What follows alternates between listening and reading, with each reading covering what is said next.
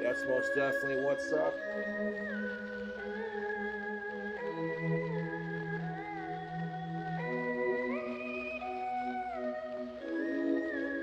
I'm vibing.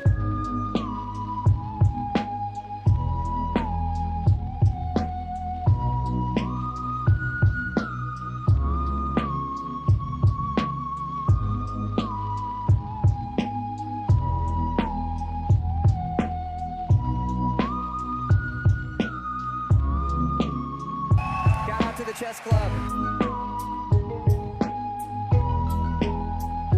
That's most definitely what's up.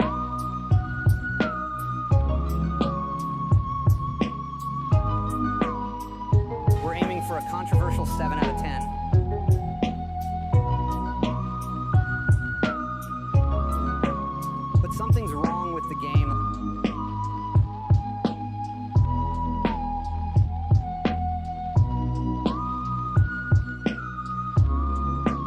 I'm vibing!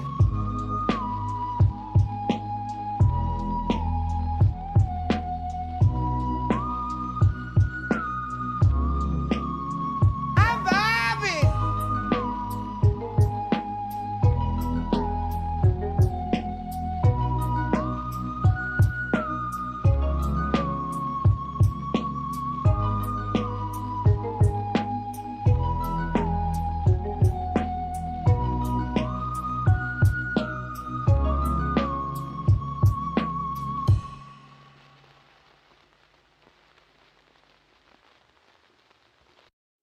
Good morning, everybody.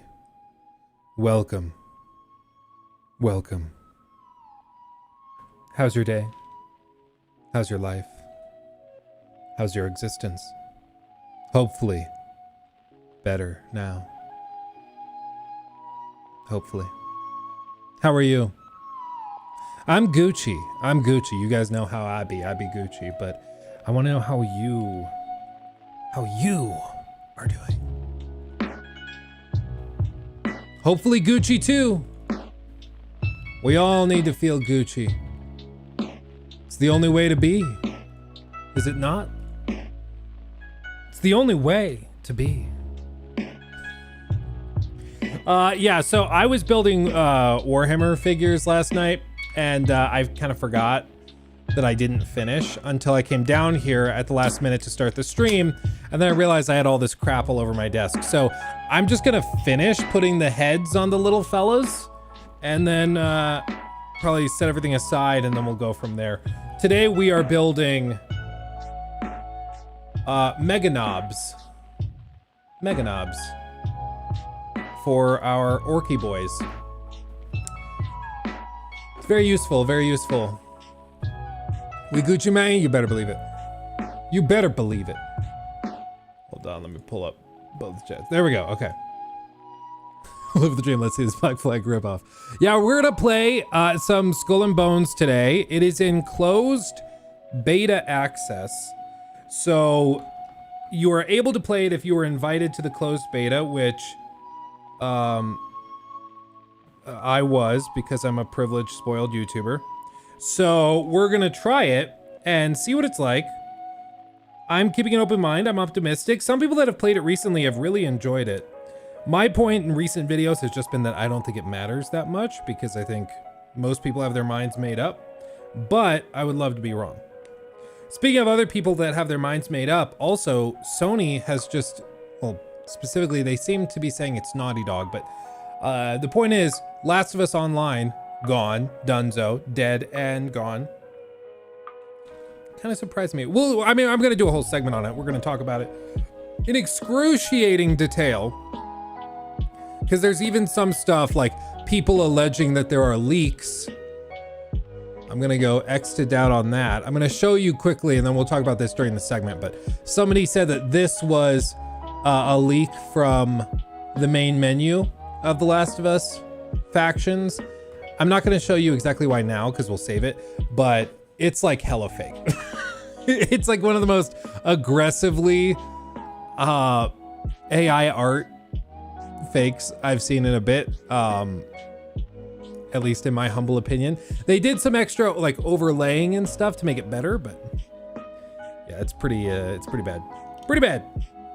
But no podcast today. Mr. Joraptor had a dinner scheduled. And then on Wednesday, when we normally do the podcast, you guys notice I wasn't here. That was because we had an appointment at the Children's Hospital with Lachlan. Nothing too scary or crazy. Basically, he just has, he had like, since he was just born, he had like a little mole on his arm right there. And it was just, came out of nowhere. We weren't like too crazy nervous about it, but we took him to the doctor, and as he got older, like by the time he got to about a year and a half, he was picking at it, scratching at it. So we took him to the dermatologist, and they recommended just to take it off real quick with local anesthesia, and so that's what they did. He was a trooper, And then they sent it off, and it was what's called a Spitz nevus, which isn't cancerous or anything. That would be a Spitz melanoma, I think. But it has the potential to turn into something cancerous. Maybe. And like the first doctor we talked to was like, yeah, you want to just clear out the area, get it excised, just don't mess with it. But then the other doctor we were talking to was like, no, you really don't have to worry too much about it. I mean, if they want to operate and you want it off for cosmetic reasons, okay, we can do that. But she's like, he's 2 years old. It's extremely unlikely it turns into anything. So kind of conflicting opinions there, but they're going to do another round of looking at it under the microscope just to make sure everything looks good. But it's kind of a nothing burger. We were worried, but then we went and this new doctor was just like, I wouldn't be stressed about it, which is also kind of refreshing, you know. It's kind of refreshing. Let's see. Let me do this. I can also do this. Voila. Don't you like that? Then you can see everything. Also, Rango gets some Fallout TV show talk. I mean, I don't really know what there is to talk about, honestly. Like, what am I to say? They're working on it. I think it looks pretty good. I thought the Game Awards segment was cringe as hell, but I don't think I'm alone in that. It's just, I'm so sick and tired of Jeff Keighley just wanting Hollywood to love him so much. Like, dude, touch grass, chill out. Because he just, seriously, it's like if he doesn't get Hollywood executives to give him a back rub and a pat on the back, it's like his life doesn't have meaning. And I'm like, bro, you're one of the most important figures in all of gaming right now, because there is no E3 anymore. Like, all of these game announcements basically land at the desk of Jeff Keighley. And that should probably worry you. Like, it worries me, kinda. Because I don't like that much power being centralized around one dude that has a history of problems with maintaining an unbiased perspective. I mean, Game Awards was proof positive. He gave everyone 30 seconds except Kojima, who had nothing to show, and he gave him like 10 minutes on the stage.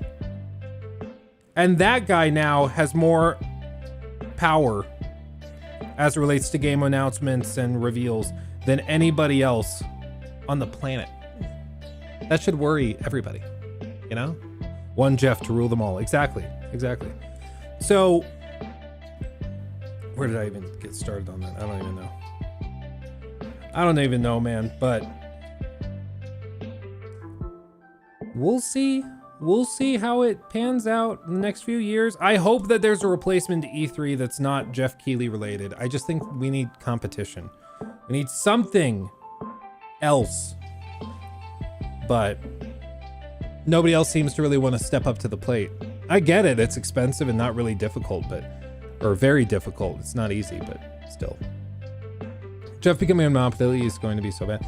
Well, it's just, the problem is that in order to compete with the Game Awards, you have to have a crazy huge budget. And, you know, millions and millions and millions of dollars at play. And Jeff already has all of the connections with TV, movie, with all the game studios. And I mean, there's just not a whole lot that you can do to compete with that. You know? We can call them the Lukis, like the Dundies, but the Lukis. Yeah, I don't know, man. It's just, it's a whole thing. And then what else has happened? Oh yeah. Do we have any VR gamers in here? In chat, come in and tell me if you, come into chat and tell me if you are a VR gamer.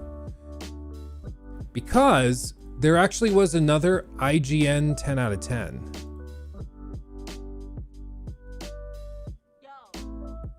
But I don't think many people are going to hear about it. Namely, because it's a VR game. But somebody, like, the reviewer called it the like Breath of the Wild or the Tears of the Kingdom of the Meta Quest stuff, which is crazy. Like, just look at this. Look at this. Okay. Pause the radiant vibes. Okay. Look at this. So they gave this a 10 out of 10. Okay. Bear in mind, this is running natively on the Meta Quest 3. So this is not running off of a PC projected to a headset. This is natively on the headset itself. For those who have been patiently waiting for VR to give you a reason to get off the couch and flail your arms around, Asgard's Wrath 2 might very well be the incredibly ambitious open-world game you've been waiting for. Not only does this standout sequel manage to masterfully imagine what a massive, big-budget RPG should look like in VR, it astonishingly reinvents itself several times throughout its 90-plus hour runtime, making those hours absolutely fly by. The 4 playable characters are extraordinarily different from each other, and mastering them all is a blast. The deep RPG mechanics and loads of secrets to discover make the temptation to keep the headset on for just a little longer a seriously troubling habit. And the combat... I mean, and I will just be honest, I love the Oculus headsets. The Meta Quest 2, which is back there, is a great headset, especially nowadays. It's very, very cheap. The Meta Quest 3 is freakishly comfortable and very, very powerful. They really did a lot of work. Even though I think it's technically heavier than the Meta Quest 2, it feels way lighter on your head. All of that's great, but 90 plus hours for a game in VR, like, I don't know how people binge. Maybe you build up like a resistance to it or a strength to it, but I play for about 90 minutes and I need to go take a break because I'm just fried. But apparently this thing is like 90 plus hours long, probably over 100 if you want to complete it fully, which is crazy. It's crazy. That exploration and puzzles make every new dungeon an action-packed, deeply satisfying adventure that easily surpasses almost everything that's previously been accomplished in virtual reality. Asgard's Wrath 2 is the kind of landmark game changer that only comes around once in a blue moon. And I'm also pretty sure that this game comes standard and included with all Meta Quest 3s. So if you ordered it in the last like 2 months or whatever, it just comes with this. So imagine like the Nintendo Switch if it just came with Breath of the Wild for free. Because that's apparently what this is. Apparently I don't know how to attach this. Mother bitches. Oh, play, damn you. In a year already jam-packed with extremely good games, this is easily one of my favorites. I know you're close.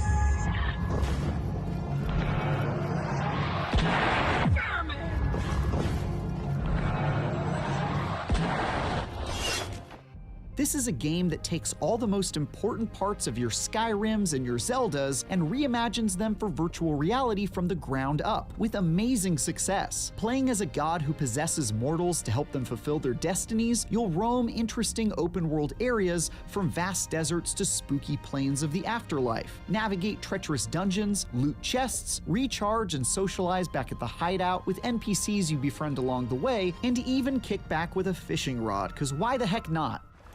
I'm really curious how much money they poured into like subsidizing this, because in the history of VR games, the reason we've never gotten any crazy, huge, epic, wild games that are like 90 plus hours long is because they're so expensive to make. And on the VR side of things, there's just not the volume of customers to justify that. Like if you release that on PC, you might get, 50,000 sales or 100,000 sales or whatever, but that can probably pay for the development of like a AA big RPG. On the VR side of things, I have no idea what the volume is, but I have to think it's significantly lower.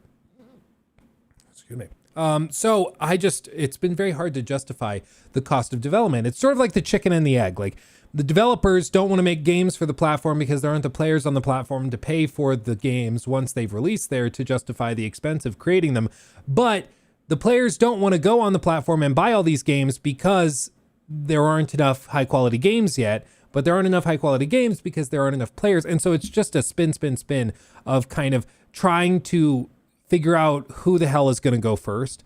And it's just, I think it takes some companies with huge pockets to just come along and be like, okay, we're just going to pay for development. Here you go. Make the game awesome and we'll be happy. Like, that's all it takes. And apparently that's what Meta did with this, is they just bought the exclusive rights to it, included it for free with all of these Meta Quest 3 headsets, and now it's apparently fantastic. I have it downloaded. I'm going to try it. But yeah, I don't know. Half-Life Alyx get 10 out of 10? I thought so. Maybe not, but I thought it did. Yeah, Half-Life Alyx is also crazy good if you haven't played that one. Building upon the many successes of its stellar predecessor, this superb sequel improves and expands upon just about everything, from combat and exploration to the significantly more fleshed out animal companions who accompany you on your journey. I will also say, just in case people have not played VR games before, they don't capture very well. So my understanding is how you have to capture stuff, and if anybody corrects me on this, I'd be happy to hear it, because I'd like to know how to do it properly. But my understanding is the way that you usually capture stuff and footage on the MetaQuest headsets is that you have to project it basically from the headset to a computer, and then the computer uses like an OBS or something to capture the footage from there. And it works, but it is not at all ideal in terms of quality. Like, it will look way worse than it did on the actual headset when you were playing it. So just because it looks kind of extra grainy or blurry or kind of weirdly cropped in the capture does not mean that that's how it is when you actually play. It's true that Asgard's Wrath 2 might not look or perform as well as games running on high-end hardware, but it more than makes up for that deficit with its innovative ideas and incredibly fun gameplay, and pushes the limits on what's possible on its native device. In other words, this is the Tears of the Kingdom of the Quest 3. It transcends hardware limitations by just crushing it in every other area. A little spirit might get this working. The story picks up where the last game left off, right after your god character. And I think that that's an important thing to just address. Like, it's really easy to dismiss or disqualify games from consideration simply because they are on weaker hardware or don't look as good as other contemporaries. But we've seen time and time again, a fantastic looking game does not actually make a great game. What was that PS5 launch title? With like the swords, it was like God Spell or something like that. What was that game? You guys know what I'm talking about? Godfall. That sounds right. Godfall.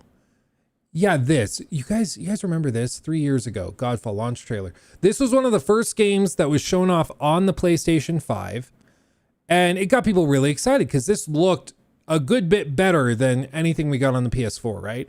So we're like, wow, next gen gaming. When we eventually got the game, it ended up just being like a really flashy but kind of lackluster game that was all presentation and very little substance.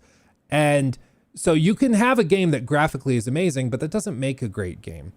If you have a great game that also looks amazing, that's even better. That's the magic of like Rockstar, is that they managed to deliver on both.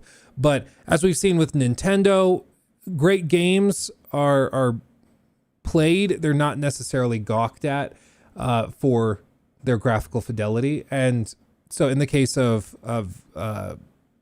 this VR game, I mean, yeah, it would be great if you could also run it off the PC. And I don't know if they offer this or if they will eventually, but if they had like an Oculus app on desktop so you could play, is this a thing where you can like play on your computer, getting it running at like max settings, totally cranked, and then send that signal through a cable to your headset? Is that a thing? Maybe not. I don't know, but it seems like it should be a thing. I don't know. I like that. I think would be a cool upgrade or a cool way of doing it. But who knows? I guess we'll just have to see if when we actually play this, if it is so good that you don't mind the limitations graphically. But I mean, this guy apparently, I don't think this guy said he's ever given a 10 out of 10 while he's worked at IGN, which is kind of crazy. So, yeah. Steam VR, well, Steam VR, like you can play games through Steam that you own through Steam and then project it to your, or send it to your headset through a cable. You can do that, but I'm saying like exclusive games to the Quest lineup, if you could play those through like the Quest app on a desktop and then like send that through to the headset to get improved graphics, I think that would be cool, but I don't know. Steam does allow wireless VR now. Apparently it's really good. I haven't messed around with it yet, but yeah. Spencer, thoughts on JV's new Avatar review? I have no idea. Well, what did he say? I've not seen it. So I'm I don't have any thoughts because I've not seen it. But fill me in. Was very predictably betrayed by the famously untrustworthy god of mischief, Loki. If you didn't play the first one, there's a strong recap to catch you up, but all you really need to know is that Loki's not a very nice guy and you hate him. After being plucked from your prison by a higher power, you're sent on a seemingly unrelated quest to Egypt while you wait for your opportunity to get revenge on the Norse trickster. I never did forget. VR games have a well-earned reputation for often being short and sweet, but Asgard's Wrath 2 defies that expectation. Though I tried to complete most side quests, I didn't even approach a completionist run and still found myself sinking in an astonishing 91 hours before I rolled credits. You might decide to take a break from the main quest to partake in a slingshot shooting gallery. 91 hours, dude. Or a pinball-like minigame at your hideout, or stumble onto a completely optional quest where you possess a monkey. Or craft special bait to lure a giant scorpion out of hiding to duel you. It's seriously crazy just how much they crammed into this thing.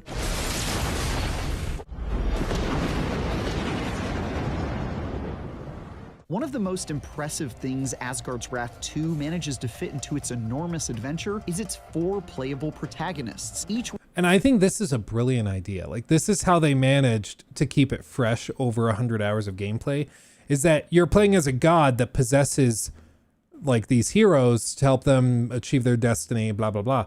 But that also means that they can just give you a totally different archetype of gameplay every 25 hours or so. Like, that's crazy. That's crazy. No, we've not launched into Skull and Bones yet. We will here in just a little bit once I finish attaching all this stuff onto the little fellas, and then I can clear the space and then we'll play it. With their own weapons, abilities, storylines, and open world map to let them loose on. You learn the ropes as Abraxas, a traditional sword and shield warrior who serves as an approachable starting point. But then you'll find yourself controlling increasingly more outlandish mortals until suddenly you're throwing your own decapitated head at your foes to possess them. One of the more inspired heroes, Cyrene, is a river naiad with an affinity for aquatic life, so all of her weapons are living sea creatures, like a hilarious octopus harp that's both a musical instrument and a bow. It's like High on Life. And a lovable eel that wraps around her arm so its tongue can be used as a melee weapon. Totally normal stuff. Each playstyle is such a departure from the last that finishing one saga and unlocking the next character feels like diving into a completely different game, which it reminds me of It Takes Two, where like every time, I don't know if you guys played it, but every time you got to like the next chapter in It Takes Two, you're like, okay, that's it. Like, we're done, right? Like, we've seen everything, we've done everything, we're good, right? And then they introduce like, oh no, there's a whole new mechanic for this sequence. It's like now everything is magnetized and it's all about finding reverse polarities to pull things together. And then the next level, oh, now you also have the ability to like do the God of War throwing nails and recall them to swing on the nails through the map and stuff. You know, it's just endless creativity and endless content, and I just freaking love it. Which does wonders to extend the life of an adventure that would feel massive with just one character, especially by the standards of VR. Of course, helping a quartet of mortals fulfill their destinies is bound to involve lots of fighting, and Asgard's Wrath 2 knocks it out of the park here too. While the first entry's combat was great, it primarily focused on melee and forced you to play defensively and whittle down opposing shields before pressing the attack. But in the sequel, you're given a whole lot more freedom. Now you can go on the offensive to remove enemy shields, play it safe with ranged attacks, yank flying enemies to the ground with your whip, or use special abilities to do fancy things, like charge at one of the magnificently toned humanoid lizards to knock it flat on its back. That variety and depth with each hero extends into their incredibly dense skill trees, which unlock tons of buffs and meaningful powers that add even more interesting ways to use your equipment. One skill lets your elf archer character Alvida turn her mines into turrets when she shoots an arrow at them. Another lets Abraxas toss his shield, then whip it to turn it into a deadly pinball that bounces around the area.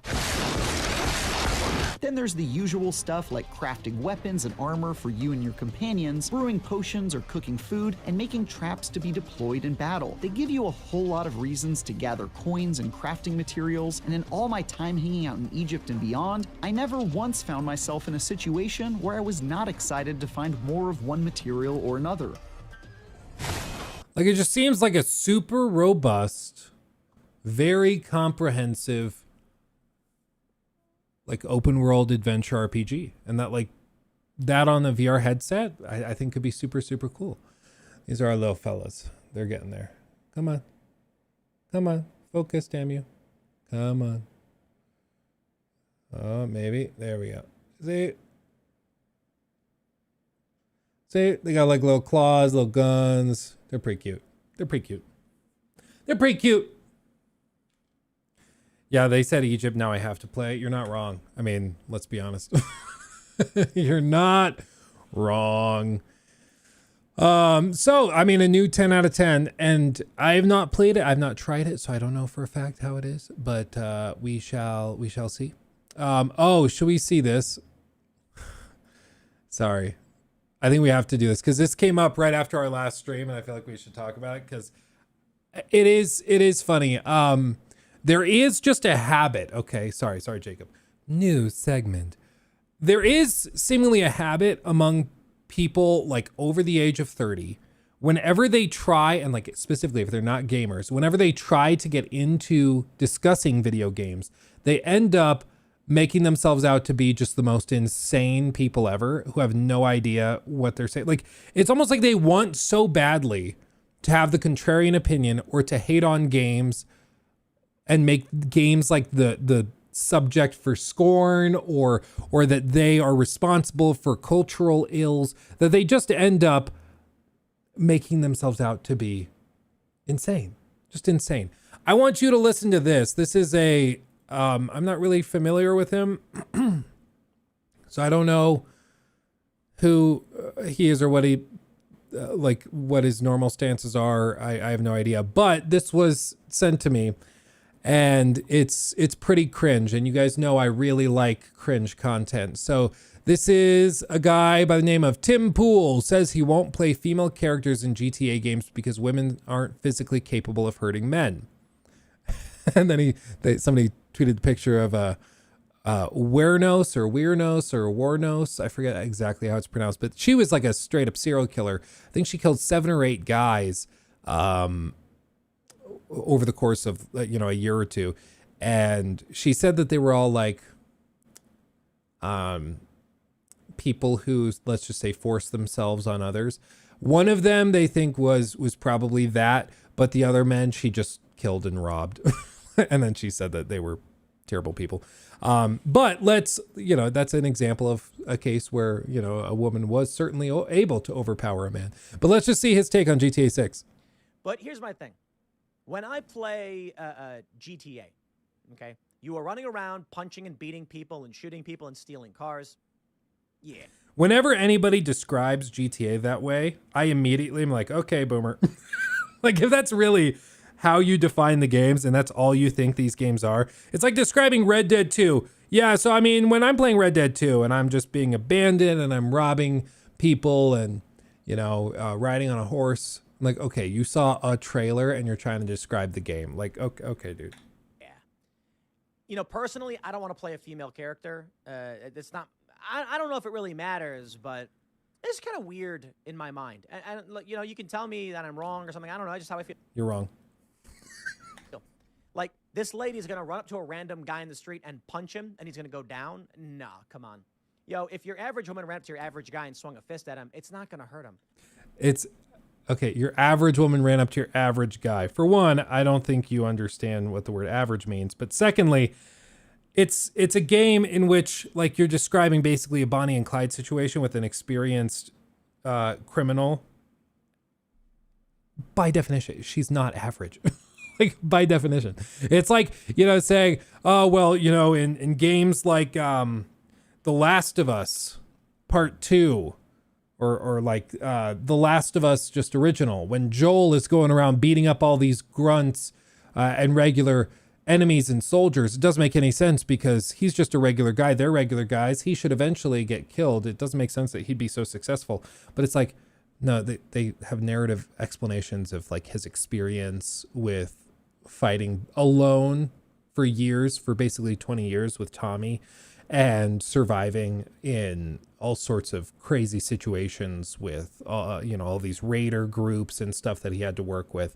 They try to be very coy with it, but it's clear that like Joel has gone through some stuff and has experience that he would like to not talk about, but he has experience with all this. So he's not an average guy, you know, and framing it as just like an average guy is very disingenuous. I mean, it may hurt a little bit, but it's not gonna like put him down. And then so my point was like, okay, so you play as this character, you run up and punch a random guy, and then he just clocks you in the face one time, you go down wasted. You lose all your HP. And Also, what is this obsession with like hyper realism too? Like, as if everything has to be hyper realistic. You realize this, like, Grand Theft Auto is a game in which you can pull an RPG out of your butt.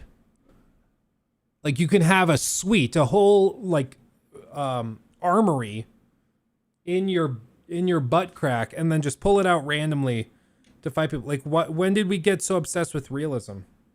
What are we talking about? You can waltz in to an airport and just take a 747 and fly away. Like, this was never about realism. What are you talking about? But like, this is what I mean. When somebody wants to hate something and wants to have the contrarian view because they think it makes them smart, they will try desperately to come up with anything they can to justify their contrarian view. And it just makes them sound like an idiot by the end of it. You're like, what are you even talking about, dude? Like, what are we doing? What are you doing?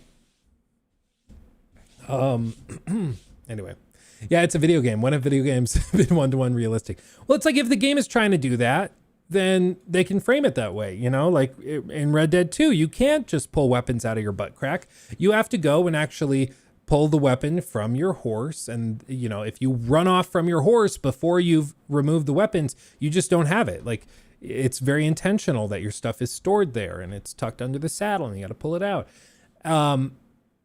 And then in the same way, like within other games, it's much less focused on realism for the sake of the gameplay to be more fun. Like in The Witcher 3, this is something, I mean, I've talked about. Oh, do you guys want to see one of the other upgrades we got? You guys were giving me crap. Somebody donated and super chatted so I could get one of these, which was very generous, by the way.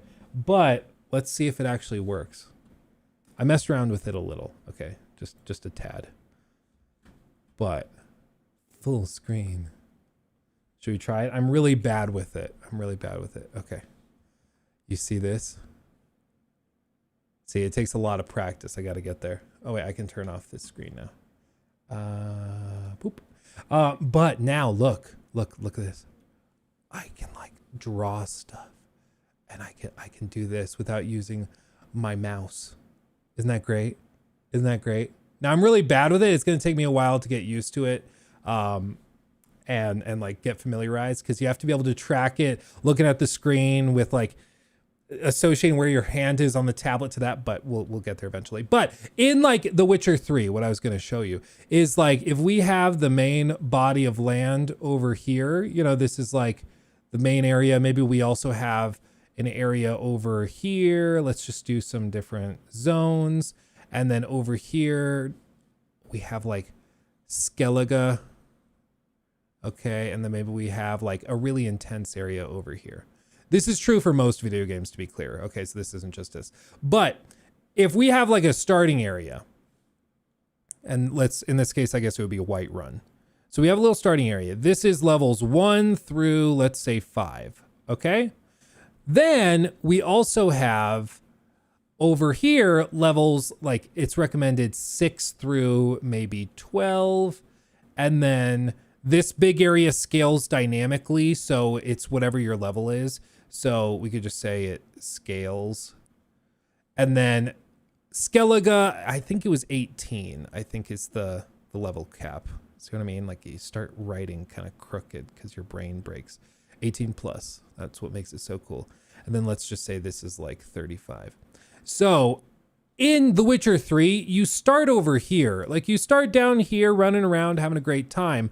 But if you were talking about pure realism, it's Geralt. He would be able to run around wherever he wants, and it wouldn't matter. He could run over here, he could go over here, kill a bunch of people, run over here, kill a bunch of people, and then run over here, kill a bunch of people, hunting monsters all the way, having a great time. And it wouldn't matter, right? It wouldn't matter, because he's Geralt of freaking Rivia. He can do whatever the hell he wants. But that's not how video games work. Sometimes you can do that. In like Breath of the Wild, they wanted this to be how it worked largely, but even they have hard locked areas that are skill locked.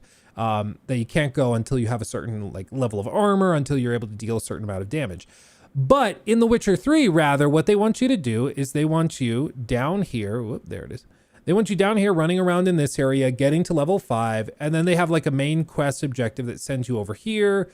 You might, dink around in here for a little bit, and then it opens up after level 12. So you go into this area, which scales to whatever your strength is, and you're running all over the map, doing little side quests, hunting things, leveling up slowly, and then you reach level 18, and then you can go over to Skellige and stand a chance. But if you were to try to go straight from the starting area at level 5 and go straight to Skellige, you're gonna have a bad time. You're gonna get one shot by like casual dock workers that aren't even trying to hurt you just because your level is so off, right? And I remember talking about this in my critique like 6 years ago, almost 7 years ago on The Witcher 3. But basically, like, there's two ways that you can think about it. You can either be like, hey, this is unrealistic and I hate it because Geralt should go over here and it shouldn't matter if some guy with a basic level 1 hatchet comes at me. I should still be able to take them and kill them easily because I'm Geralt of Rivia. But we're playing a video game and you have to accept that. There are certain things given up for realism for sake of a fun gameplay loop. Because at the end of the day, we're talking about video games. It's not just about what is the most like lore accurate, what's the most like realistic or tied into reality in any certain way. It's also about what makes it fun. And part of what makes video games fun is a little bit of structure where you can start in the general area and then go to the next area, leveling up in the way that the developers wanted you to, giving you special gear that helps you, and then going over here, running around, having a great time. I found a secret over here. This is super fun. Then I run over here. I tried to go in here. I died immediately, bounce back out. I'll try again. Nope, bounce back right. Oh, that was a terrible idea. And then hit level 18, go to Skellige, level, more leveling, and then go in here and have an easy time. And that's part of what makes video games work, is that it scales with you. But some people might look at that, especially when they're trying to be contrarians, they might look at that and just be like, well, but it's not realistic though. And it's like, it was never realistic. I don't know what you're talking about. Like, come on, dude. And that's the thing that bugs me most about these really bad faith arguments against video games, is that they're almost always from people that have no idea what they're talking about in terms of gaming. And then also, it's always about like the most nonsensical crap. It's like, well, I think I don't want to play GTA 6 because a woman is going to be playable, and I don't think that's realistic that she would be able to fight men. Like, are you that, like, go get laid? Like, what are you talking about? Are you that backed up that you're going to boycott a game because you might have to play as a little girl? Are you that sensitive? Like, how cringe is that? It's so stupid. It's so stupid. And it's like kind of sad to me because they're going to miss out on some amazing games that are really phenomenal. Like, imagine if you're just like, I'm not going to play The Last of Us because you have sequences where you play as Ellie and nope. Like, what a sad, pathetic, dried up loser. You know, like, I don't know. There's the one thing, like, he knows it's a hot take. If you're like, some people were saying in the responses, he's rage baiting, and maybe that is what it is. Maybe it is just him trying to have the edgy take so he goes viral on Twitter and gets more exposure. Okay. But I think I still get to make fun of you even if you're trying to rage bait. Sexually agitated. Yeah. Yeah. Smoke too much chemtrails. Is he one of those guys? Wow. Sean, thank you. 12 months. Oh, baby. Happy Saturday morning. Last Saturday at work for the whole year. Oh, wonderful. Yeah, we are almost there. It's crazy. It's the middle of December. It's the 15th. That's madness. That's madness. That's crazy. Wow. Yeah, no, you're right. I have like a whole list of videos we have to pump out. Ooh, I have to publish that video too. I almost space that. Give me just a second. Yeah, I've got like our whole list of videos that are going up for the rest of the year. My goal is for us to be able to take off like a solid week and a half. I will be going to Arizona later this year. So in like a week or two. And so we might do another hot tub stream. I don't know. Remember I told you guys next time we're there and there is a hot tub at that place we stay at. I was like, oh, maybe I'll do a hot tub stream. Where I'm in the hot tub and we just do our stream, but from the hot tub. I think that could be fun. So maybe while we're gone, we'll do a hot tub streams. That could be fun. We will be coming full circle. A lot of us didn't, or a lot of people didn't play The Last of Us 2 because of Joel. What do you mean because of Joel? Because Joel was not playable, you mean? Yeah, but there were a lot of people that were never going to play the game that were throwing fits over that. So I don't know how genuine those responses were, you know? I have a sneeze coming. Oh, it's sitting right there.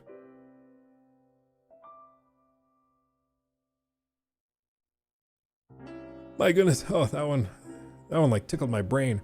Oh, Sean, thank you. 5 gifteds on YouTube. Thank you, Sean. And it looks like we got Nell gifted one, Adam, Jerion, Blister, and Bad Dreams. Welcome, everybody. Deep Blue, I live in AZ. Come visit and check out my game room. Dude, I kind of like AZ. I'm gonna be real. It's very hot. I don't think I could live there in the summer, but in the winter, as like a vacation spot, I get it. But I will also say that Scottsdale Mall is stupid. It's stupid. I've described it to you guys before on stream where they had like 2 Gucci stores across from each other. It's crazy. We all want to see you in a hot tub, Luke. Winking right. face. You're damn right you do. You're damn right. I just need a little faith, Arthur. In the hot tub. What? What? Thank you, my friend. Yeah, Skull and Bones. Yeah, I think, well, what do you think? Skull and Bones, or should we go through the Last of Us thing real quick? Because everybody's going to be popping into stream asking me what I think about it. So kind of like, do we just knock it out now? Kind of feel like we probably should. Skull and Bones, Skull and Bones. Okay, I tried. Okay. Voila. Voila, let me make sure I posted this too. Okay. Yeah, we're good. If you want to see the kitty cats, they're in the video that just went up on the main channel. So, go check that out. They're all over the video. They kept like, Miney kept sitting right here while we were trying to film it. It was pretty funny. It was pretty funny. Thank you to, let's see, Siegemeyer of Katarina. Thank you for subbing with Prime over on Twitch. Appreciate you, my friend. Much love, much love. And Sean, oh, Merry Christmas. Oh, Jesus, Sean. Thank you Very generous 200 Australian dollar dues from Sean Data. Merry Christmas just joined the chat, and sure enough, Luke is on MS Paint. Sorry. It's a bit of a habit. Gotta snap out of it. Hey Luke, what's your thing? You know what? Okay, we can just get right into Skull and Bones, and then we'll do The Last of Us afterwards, because again, there's alleged leaks of the main menu that I will debunk forcefully very quickly once we get there. There's also, I mean, discussions about what happened. There's, you know, Naughty Dog is trying to frame it as they just decided to like walk away from it. It seems like there might be some other stuff. There's also been a handful of developments with Starfield where modders are canceling projects they're doing for it because they just find the game too boring, which is a little funny. And then there's also, a long tweet thread from Emil Pagliarulo, who is like the guy that made the Fusro Da stuff. He's like a head honcho, probably right up there with Todd Howard in terms of making some of the best Bethesda Game Studios games ever. Sean Dara and he had donated 200 Australian dollars through Super Chat. Little bit of a rant. Merry Christmas just joined the chat, and sure enough, Luke is on Ms. Paint. Damn right. Damn right. I don't know why it's so delayed. It's very delayed. Okay. When is MS Paint 2 dropping on next gen? That's what I've been waiting for. It's the only reason I upgraded to Windows 11. Maladona, thank you also for something with Prime over on Twitch. Thank you. Okay. Oh yeah, we'll do the hot tub stream in line with Twitch's new artistic nudity. Apparently they walked that back. Apparently they walked it back completely. People were like so pissed about it and like, come on guys, this is just cringe. Because right after, like, there was just a bunch of straight up nudity all over Twitch. And they're like, well, it's artistic though. And so it was like, well, yeah, I guess in hindsight, maybe this rule was a little vague. So they've had to walk it back, which was a little funny. It was a little funny. But now I think they said everything else stays the same. They're just changing it. So I guess like now that's not allowed. I don't think any nudity is allowed anymore, but they do still allow like the suggested nudity stuff to be there, I think is what it is. So I don't know. The Penguin Kid also, thank you for subbing. Thank you, my friend. Wah. Oh, and we just started a hype train. Shout out to everybody over on Twitch. Hype train has begun. Let's see. Very small percentage of individuals might have seizures. If you have epilepsy, crossplay is on. You may kind of other platforms. Okay. Do you think this is probably a controller game, right? Probably. I'll get the controller.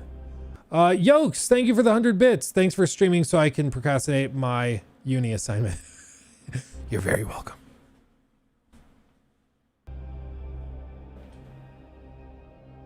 Okay.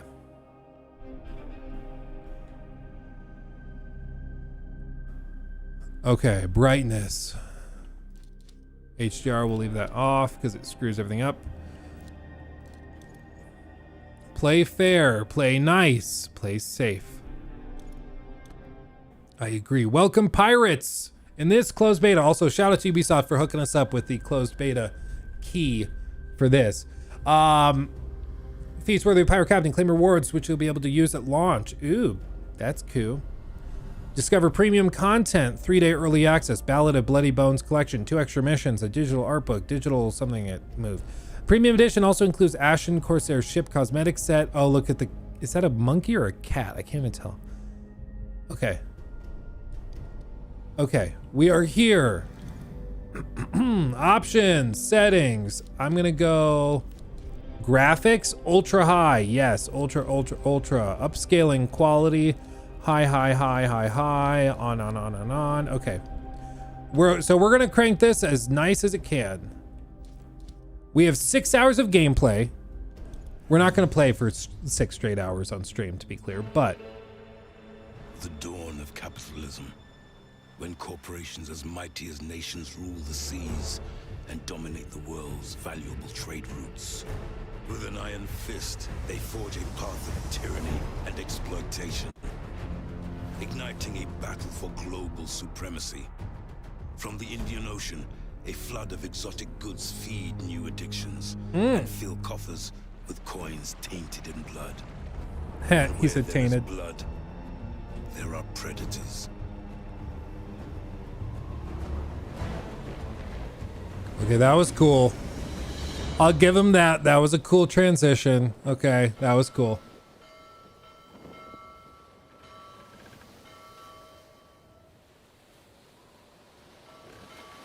'17th century, Indian Ocean.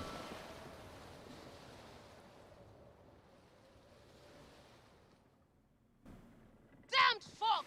We've lost the Exeter! Captain Rustler will have us hanged! We are meant to be his escort! Enough! There's been a battle here! The British have passed this way! I hope that's not what remains of the Exeter's cargo! Well, let's see. Captaini, avoid the wreck ahead!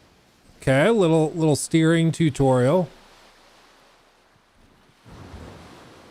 Okay. I don't know about you guys. I love games where you sail ships. It's just something deep within me that loves it. And it looks pretty good. It's also really cool to see all of the people running around on the ship operating it. 99 cents for Super Chat. With the right co-op partner, I think Suicide Squad and Skull and Bones are starting NG to look pretty decent. Crazy how they be kinda grown on me. Yeah, I mean, I think they are games that are designed to be played with friends. And if you play them with friends, why won't it fire? Fire. I'm pulling right trigger. Do I have to reload? Why won't it fire? I'm pulling right trigger. Am I doing something wrong? It said right trigger, did it not? What if I use mouse? And now it works. Okay, now it works. Okay, I don't know what the deal was. That was weird. Okay. Let her catch the wind. Yeah, I think all of these games have clearly been designed to be played as multiplayer games and co-op games. And for a lot of us, like, we really want to play single player games or single player versions of these games. And so we kind of want to naturally force our way in to play it that way. And it's just not designed that way. Like, from the ground up, it's meant to be played with friends. And when you do it that way, I'm sure it's much more fun.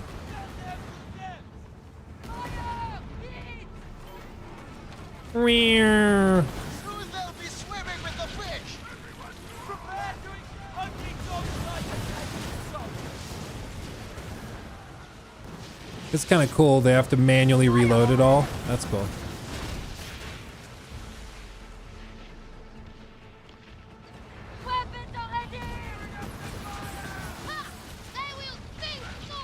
Okay.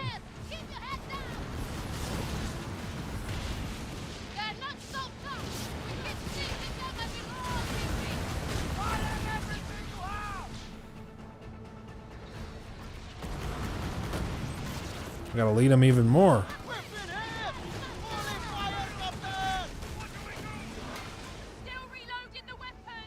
Here come the flagship! Uh-oh. Sink that warship! Aim for the big prize! Ignore the below! It's the big ship we want!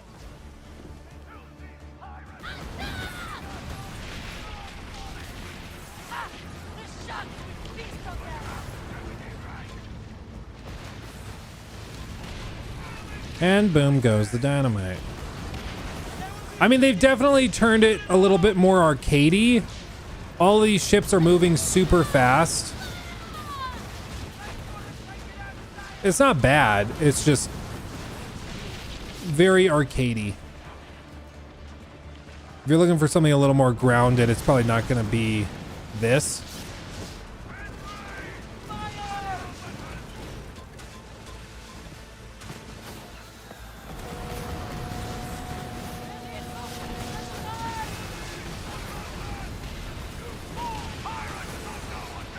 Unload!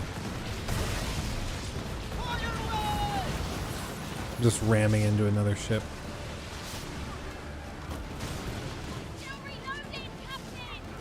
Hurry up! We're gonna sink, damn it! We're gonna sink!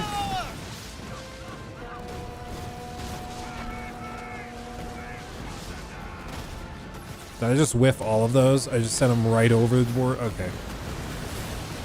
I'm trying to like give them a little bit of arc, and I just keep shooting right over the bow. Okay.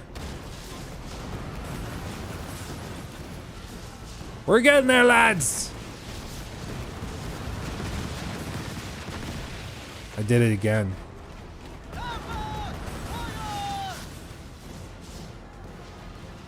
It's not looking good, everybody.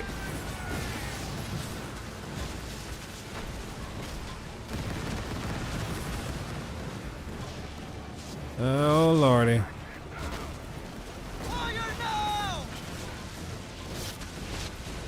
Let's take them on our left side, boys and girls. We're very inclusive as a pirate group. Very progressive group of swashbucklers.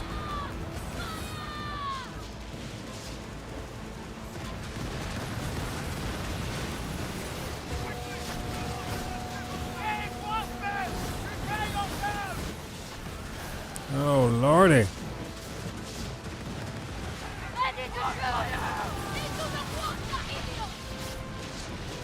We're getting there. They rammed each other. Hey!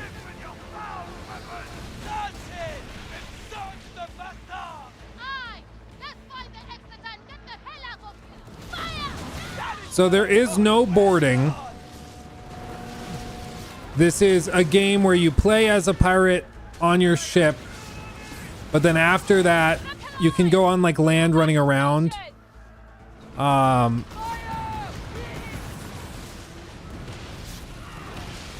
But you're not gonna be boarding like in Black Flag or anything.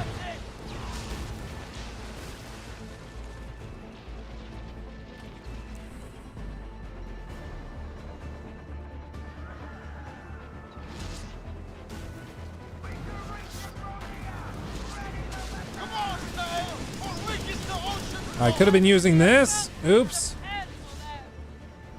So I can shoot their armory specifically.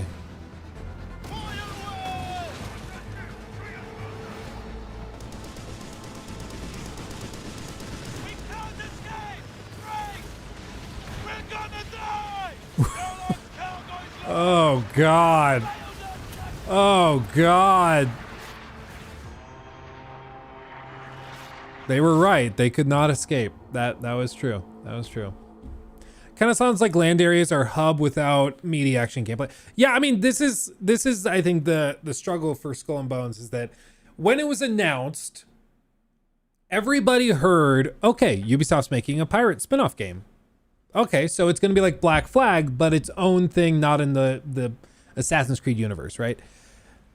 But that's not what it was. Maybe it was that at one point, and then they changed their mind, and this game has restarted development like a handful of times. So maybe it was that originally. But what it is now is just like World of Tanks, but with pirate ships. Like that's kind of the goal, is that you are a pirate captain, you're sailing your ship, you're fighting other pirates and stuff. That's the thing. And that can be very fun, but a lot of people are expecting it to be Black Flag, just not Assassin's Creed related, and it's just not that. I mean, I'll go the whitest of the white, because that's very realistic. Body, that's fine. I'll go scarred up, because I almost died. Blue's fine. Hair, I'll keep it like that, but it needs to be darker. And beard will go like that and also go like that. Okay. I'm easy. I'm easy. You don't have to give me tons of time in these character creators. I'm cool. Ready to rule the seas? Yeah, baby. Look, a survivor.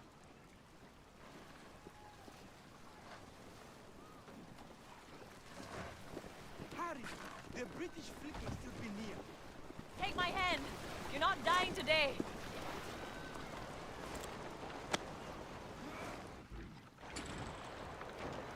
Fate's thrown you a twist, friend. Freeman's luck must truly be on your side. Luck? The British and the folk be them. I blame Captain Rassler for steering us into these cursed shallows. We survived the battle, and now you arrived to help crew the Dow. I would say our fortune's on the rise, no? There's a certain yearning in your eyes. I've seen the same glint in others before. I'm sure you will steer us true to St. Anne. To reach paradise, we must first know the way. Here, a logbook we retrieved from the wreck. More than ink and parchment, our fates are revealed in layers and often from plain sight. What a coincidence. This matches the logo of the game I'm playing right Make now. yourself useful. Take the tiller before the damn British return. I'll work the sail. The wind favors the fearless. Let us chase it. Among the scattered survivors, one must surely know the way to St. Anne. Freeman's luck, guide us. Okay. So you start on a little schooner. I kind of like that though. They give you a taste of like the fully leveled up ship and then they make you work for We it. can go even faster. Trim the sails.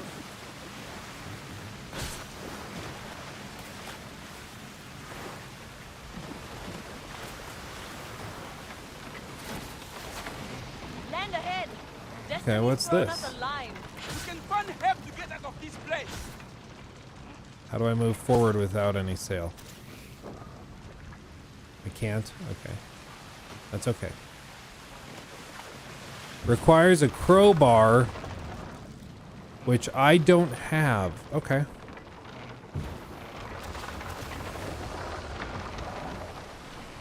Okay. Let's head over here.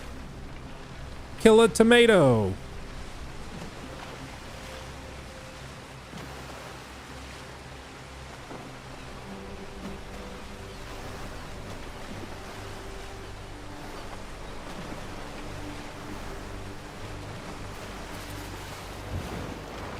Ramming speed. Okay, now we disembark. I have my kilt on. Okay. I need someone who can walk steadier than these drug sluggards. Okay.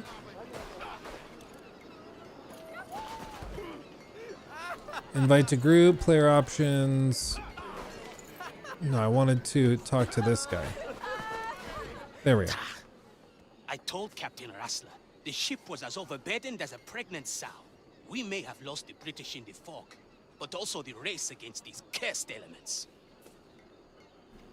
See now, the Exeter's guts spilled across these shallows, and I'm surrounded by drunken sluggards who believe they are doomed to this hellish rock. Yeah, definitely not me. And where were you, Captain, while the Exeter was hounded by British frigates?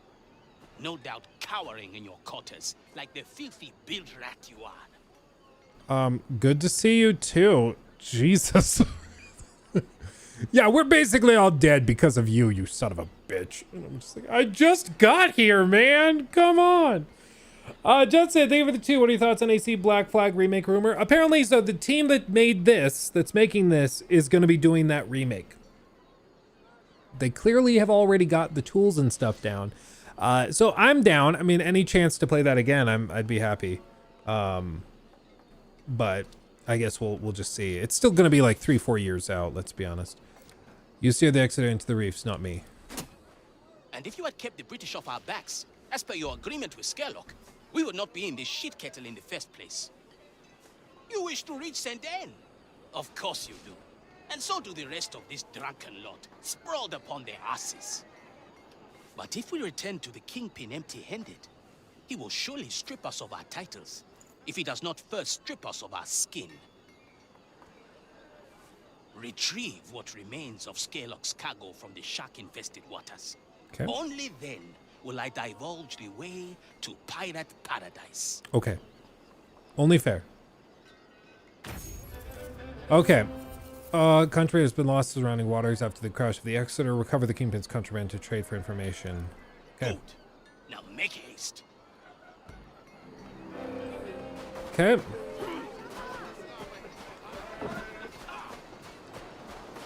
So, then from these little hub areas where you walk around, oh, what's this? Cookery. Cook. Not that. So, what kind of buffs? They give you... Gives an immediate boost to crew stamina. And cooked food grants stamina regeneration and even unique buffs. Okay.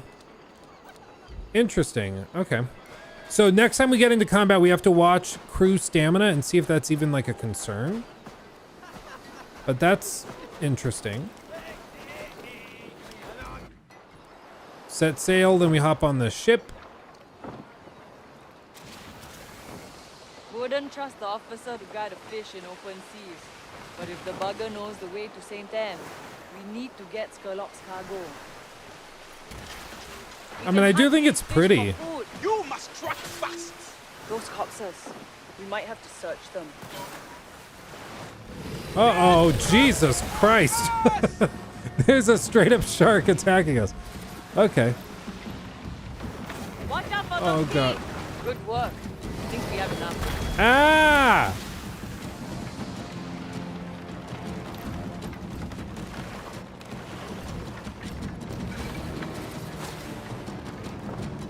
I'm just trying to loot stuff, Mr. Shark.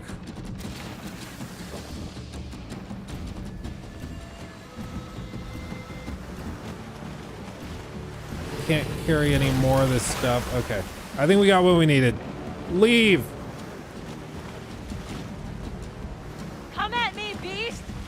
It is. Okay. Kill a tomato. Save the day. So there's not a lot of fine gradations of movement. It seems like, and maybe that's the point right now, but there's basically on this little schooner full speed or no speed. Or there's a 2-knot option. Okay. So there's 2 steps. There's like 2 or 3 knots or 5 or 6 knots. Oh my God. Disengage from combat. I want to. Okay, sharks are scary. Lesson learned.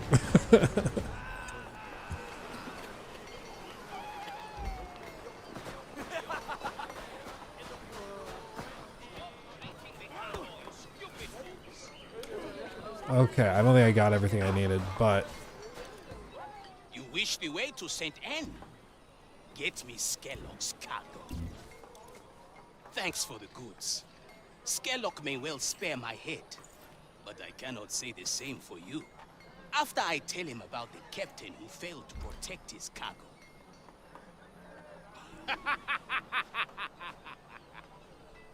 Find your own way to St. Anne, chum sniffer. I don't owe you a sliver up your ass, especially when mine's on the line. Why don't you ask Captain Rassler? His bloated corpse might know the way. Now fuck off, built rat. Oh. You know what? That's fair.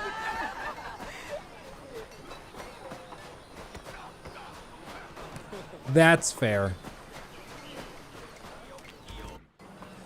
I mean, I do appreciate that it's very piratey. Can I change view to first person? A little weasel You to can. the very end. If the bastard says Wrestler might have the map to But it St. Anne, despawns the we should search NPCs. direct.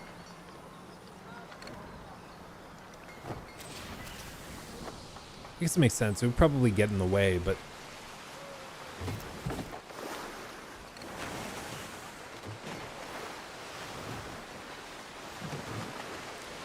He is mean. Rude.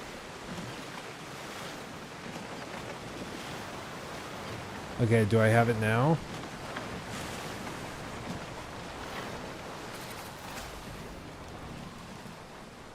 When salvaging shipwrecks, advance a step by aiming for the colored segment and pressing right trigger. Landing in the green zone returns optimal results. Yellow gives less. Failing 3 attempts will abandon. Okay. Oh, right. Oh, okay. I thought maybe it would bounce. It does not. Disembark. So I can go into the ship. Into the guts. Oops. Sorry, dude. I can't help but feel mildly responsible. Have we received from friend members?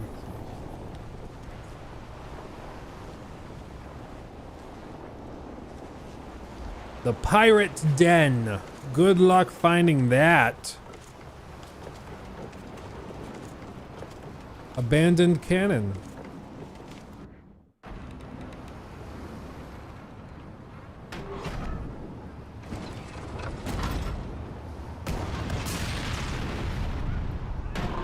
Just having fun. Just a pirate blowing stuff up for no clear reason. Oh, close.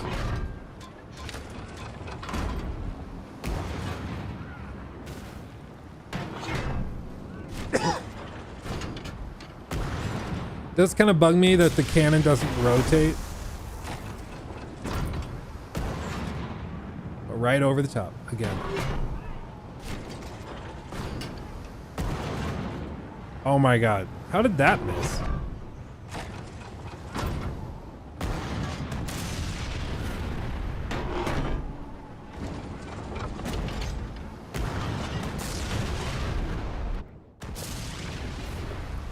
Okay.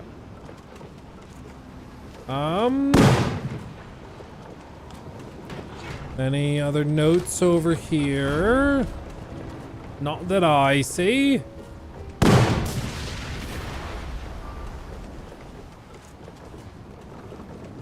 Dum Dum is now a red flag.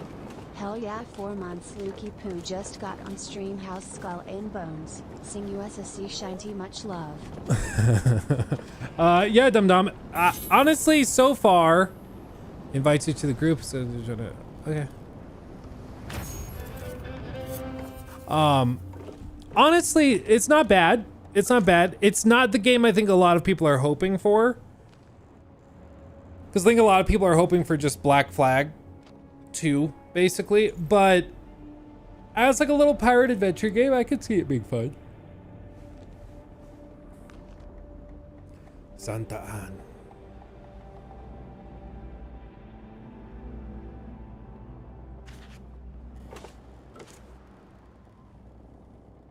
Poor guy. Poor guy.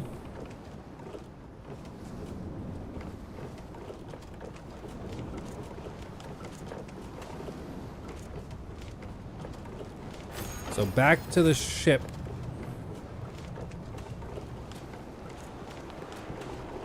I don't think there's a way to sprint. I think I already am sprinting. What did I do? Luck indeed. Oh, there you You found a way to Saint Anne and a letter bearing Skurlock's mark. The Kingpin will surely want to know what happened to his cargo. Or John Scarl. We'll have 3 shots from a flintlock reserved for our heads. Or just yours, friend. What's a pirate's life without a little peril and mischief, eh? With the cargo from the Exeter lost, Skurlock will need a daring rogue like yourself to procure new goods for his pirate empire. And so far, your fortune has steered us true. I'm glad we pulled your corpse from the sea, friend. Wrestler is dead, and with him, all prior obligations or duties. You are free to make your own luck now, Captain. Captain, is it? As long as you don't stare us into the blasted rocks. I'll try not to. No promises, though. You've seen me try to operate this. Finally getting out of these cursed atolls. Okay. Fortune smiles upon you, Captain. Something tells me we're going to be just fine. Think I might even stick around for a while. Imagine what else we could accomplish together, Captain. Thank you for giving me the choice. Crush our enemies, conquer any threat. We could defy the gods themselves. So the crew stamina Onwards to did Saint drop. Anne, I wonder Captain. how you reset it. Set sail for pirate paradise! Transition request sent. St. Anne's horizon might hold the sunrise I've been yearning for. Sailing to hope the Indian pirates Ocean. don't start Okay, using the so back west. maybe that was just a tutorial zone and now we're going into the open world. So I'm like, if this is some Starfield crap where you just go from little arena to little arena, I'm not about that. But if that's just a tutorial area, I'm okay with it. As long as like this is the actual open world.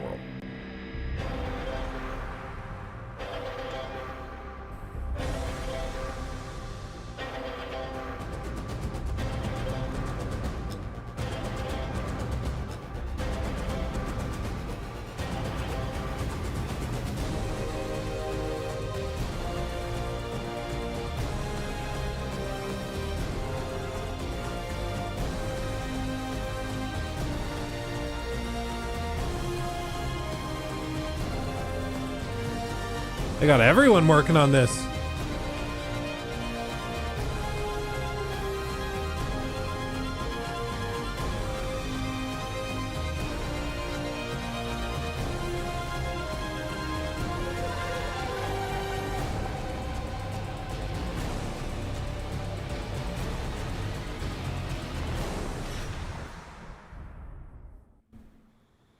Okay.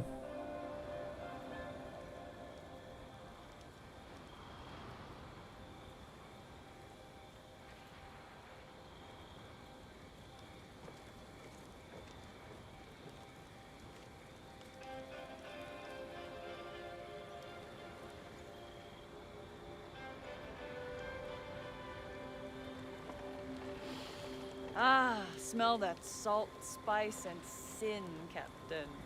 The Indian Ocean holds many secrets and mysteries. The smuggling den of St. Anne is one of its hidden gems. Whatever a pirate needs, this place has it in stock. St. Anne is where we turn our luck into fortune, friend. Skurlock can get us started. That letter is proof you're a pirate worth a lick of salt. Hey, don't look at me. You're the best pirate to win Skurlock over. Me? Yeah. I had my shot in the past. We don't need Skurlock's loyalty to gain infamy and influence. Only his connections. A proper ship would be a start. Unless you want to keep cozying up on your dhow. I'll stay by the ship while you tread shore. Pay no mind to the bottom feeders, Captain. Remember, we answer only to the winds of fate.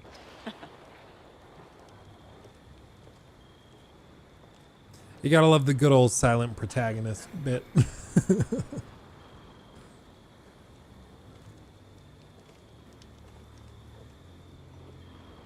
one isn't gonna make it. The little twig will snap within days. Days? That carcass is just about falling apart. And reeks of whale piss.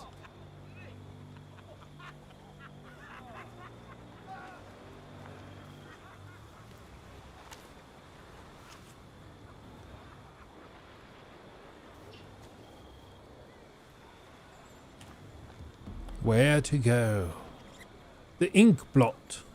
Golden egg stockade.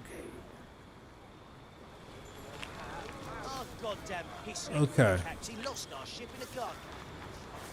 Warehouse mailbox.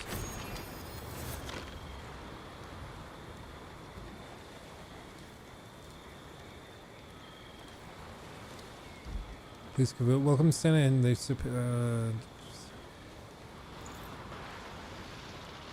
okay, claim, repair kits, probably cargo.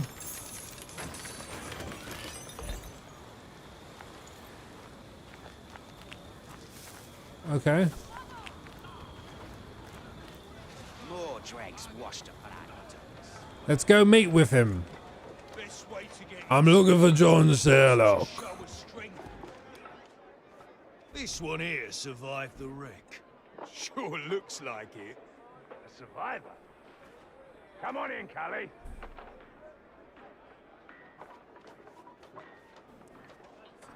Thank you, darlings. I don't mean to be an inconvenience. We'll never show your ugly mug again. You useless git.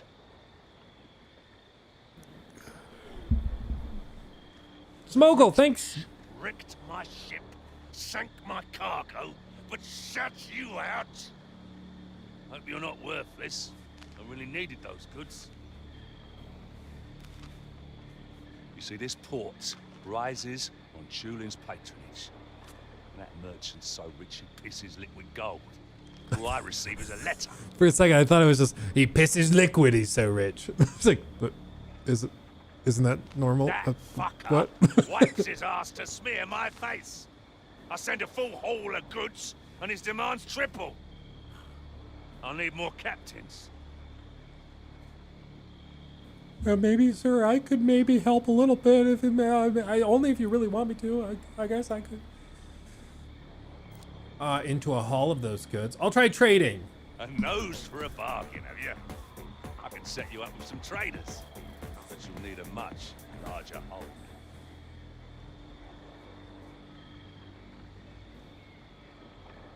Cully, I saw that little tub you washed up in. It's halfway to Flotsam. You got spirits, but you're not ready yet. Now, you want to get out of those rags and into a real ship. Then build your reputation and earn the people's respect. Okay, makes sense. Will follow. You do that, and I can make you the most infamous pirate in all the seas. Now off you go. We'll see each other soon.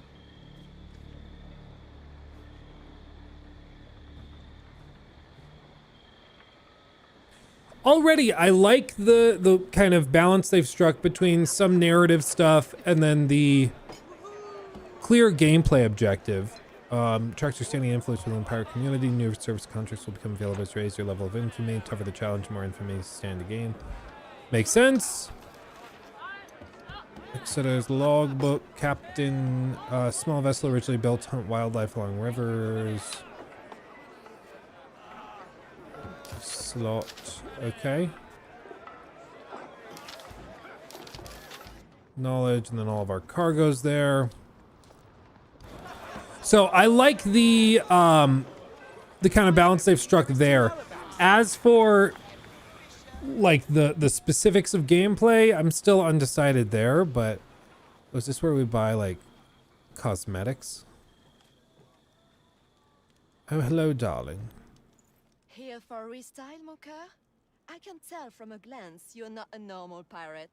Come, Florentine d'Alessio will turn your life around with fashion to fit your rising fame. Okay. It could be, okay. Purchase and equip items. What are we dealing with here? What are we dealing with? Equipment. So they sell emotes and stuff. 600.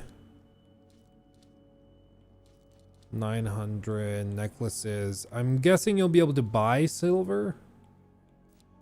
I'm guessing. Oh, I would look so good in that. Crocodile skin might just work. Okay, I'll save my money and we'll save up for something really fancy. Let me see if they have the in-game store up already. Come back. Do they or do they not? No. Pre-order, connect, desktop, no. Cargo, captain, knowledge, social. Yeah, I don't see any way to do that, but this is apparently the map. At least a chunk of it. Open seas. So I bet it is kind of separated out by each ocean. I bet each ocean is sort of its own thing. That'd be my guess, at least.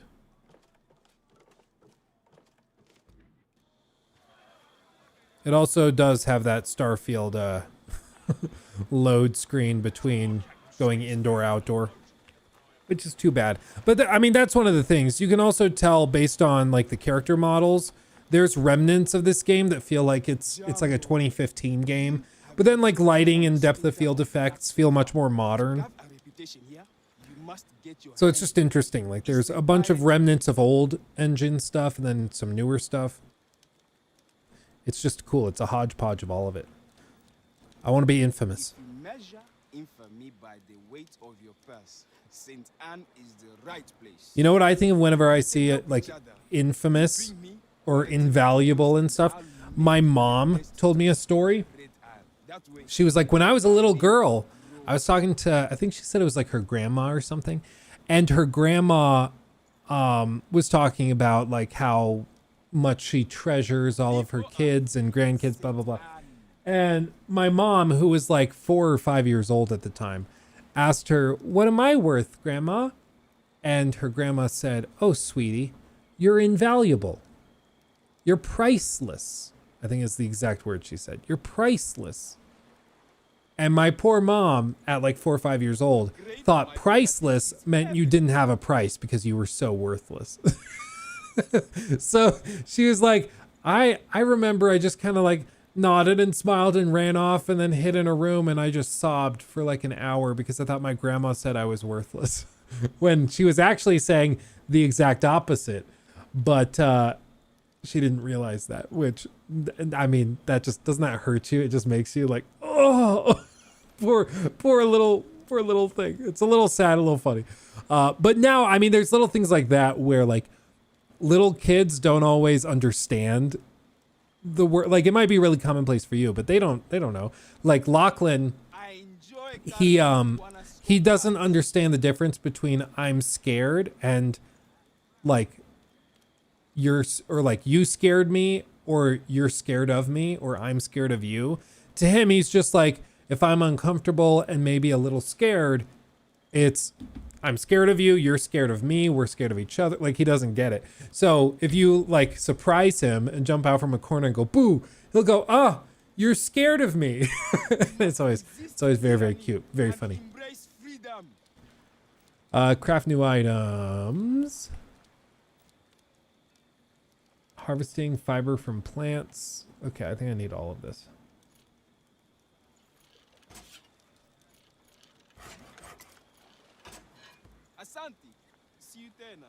Okay, so there's different crafting things that help you harvest. So like saws, you can improve those for getting different things. Spyglasses, crowbar to get into bigger and bigger shipwrecks. Hunting spears to kill like whales, I'm assuming. I'm just waiting for PETA to come along and try to get this game canceled because there's whales and stuff in it. Okay. Gather materials for the shipwright to construct your first ship. Okay, shipwright.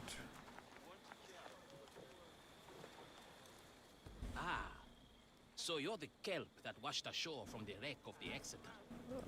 Skellock may see potential in you. Game timers for crafting, baby. Oh, baby. You gotta love live service games. Tell me. If you don't have friends who play multiplayer games, this game would be boring playing this alone.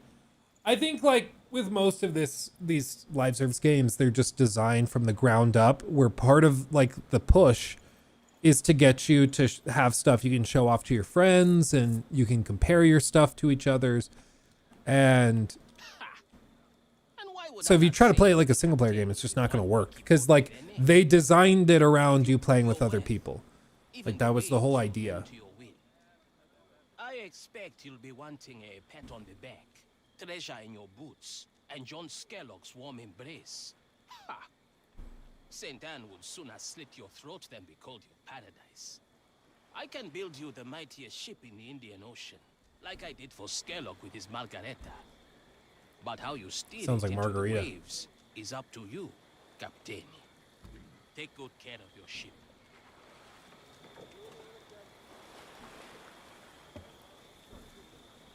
Okay. Acacia. Where, oh where might Acacia be? Over there. So I gotta go get on my little rinky-dink boat, and then we gotta go harvest some stuff. Sounds like a plan. I do not. Repair, instantly repair. Okay. And then change ship so you can have multiple. Interesting. Okay, let's go over here. Can I tag it?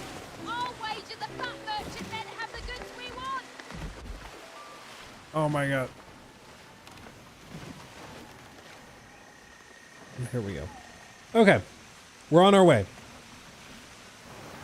We're on our way. Also, Monster Bubble, thank you for subbing with Prime. Appreciate you, my friend. Thank you, thank you. So menu doesn't pause the game? No, that's pretty standard in live service games, though. They don't want you, like, in a fight with other players and then just pausing. So, that's pretty normal.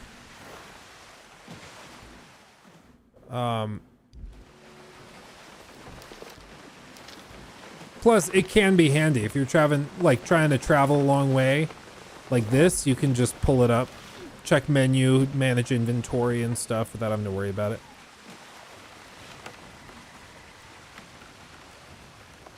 Oh, you can transition to this view. Okay. You can just go full first person.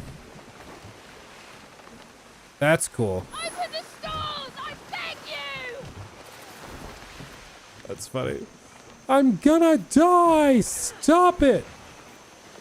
Okay, so crew stamina is a thing if you're trying to get away quick.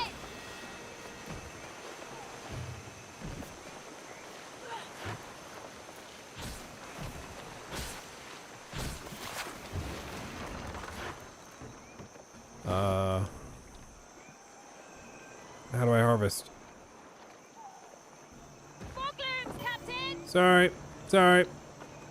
Sorry, tomato. Okay, come on.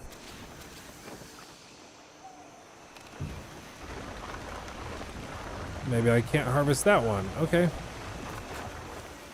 Let's go down here.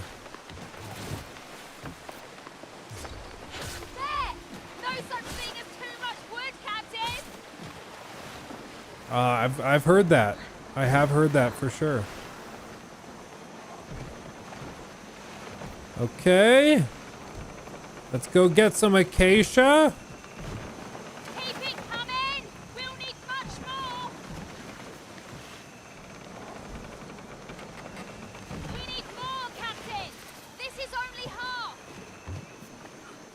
Captain! We've got what we needed! Okay, how do I do this? Use toggle rear, use crow's nest, eat. I don't need to eat. I need to harvest. There we go.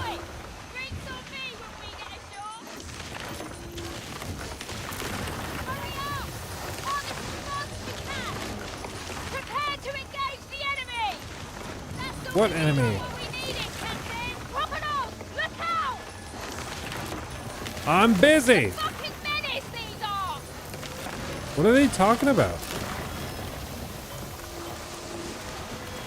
Oh, that? There's a crocodile? Okay, love that. Okay, now we gotta go deliver it. Watch out for those teeth. We have what we need.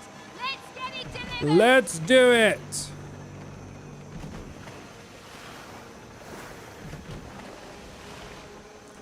Riveting. Well, this is why these types of betas are important, because some of the game is tied around looting like this and foraging. Other parts of the game are tied around combat and exploration and that type of thing. And it's not clear until you've played it what that balance is. Is it mostly foraging, especially early game, in which case I think if this is where most of the gameplay is in the early hours, you're going to burn out really quickly. But if it's also like there's a good amount of combat, which is more fun, then that, I think, works. So it's just a matter of how they balance it. And we just don't know until we play it, right?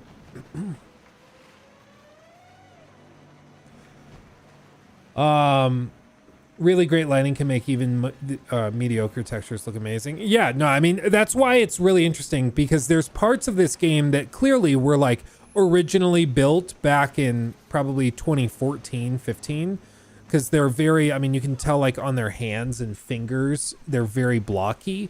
But then other parts feel like they were made much, much later. And then other parts, you know, like the lighting system feels like it's fully upgraded and brand new. Like, look at these God rays as we go through these trees. Just wait. We're about to hit it. Look at this. Look at this. That looks great. That looks awesome, right? Like, come on. That looks great. So there's parts of it that look really out of date, and then other parts that look really, really good, which is pretty standard for these types of games, though. Especially that have been caught in development hell for so long. It's like an old hole. Oh, he's a level 4. Big man on deck right here. Tell you what.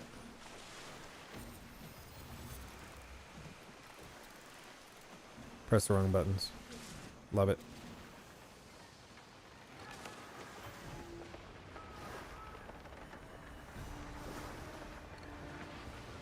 Let's go this way. Follow him.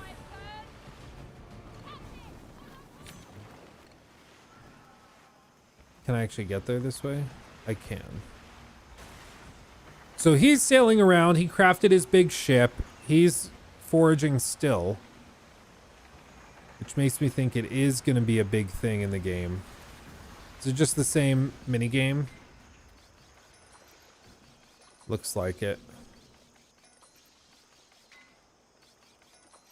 So, like, honestly, I've seen games like this that are really, really good in terms of, like, they're like junk food games. They're games you play when you're watching, like, football or you're watching a TV show. You're going back through Breaking Bad and you just want something to play while turning your brain off.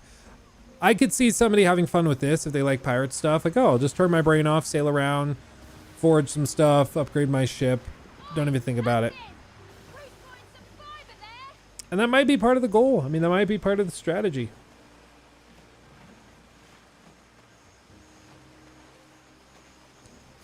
What is that?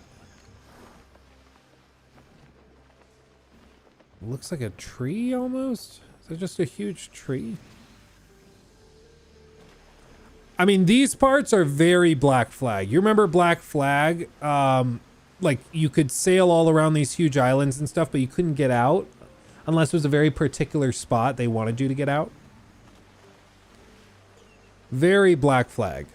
I think people forget that. Black Flag was not as open world as people remember. Like, it had a big ocean, sure, but there wasn't actually very much you could do by way of, like, you know, actually exploring wherever you wanted to.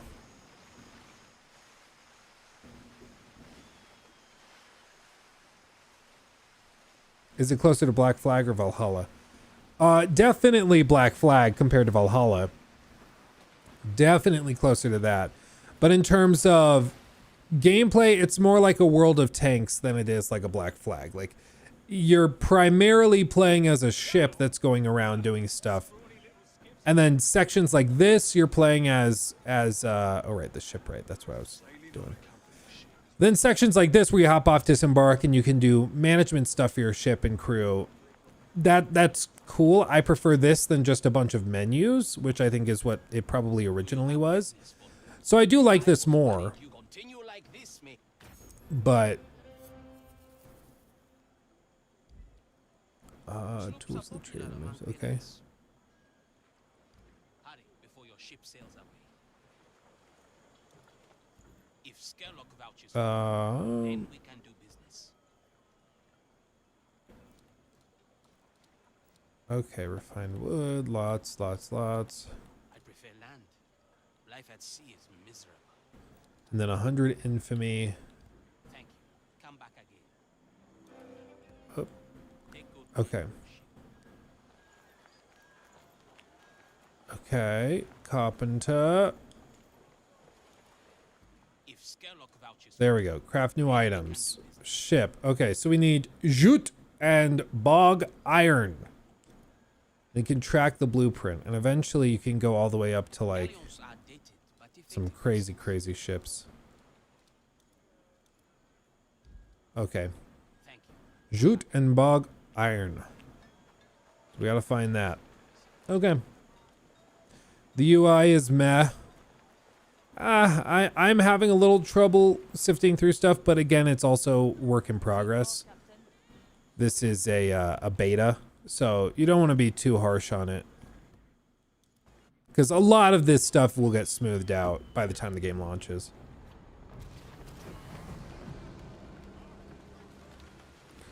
Okay. Zoot. Over there. So already, I mean, I'm not loving just running around collecting things, but maybe once we have our actual ship, it will pick up. Some of these ships look cool.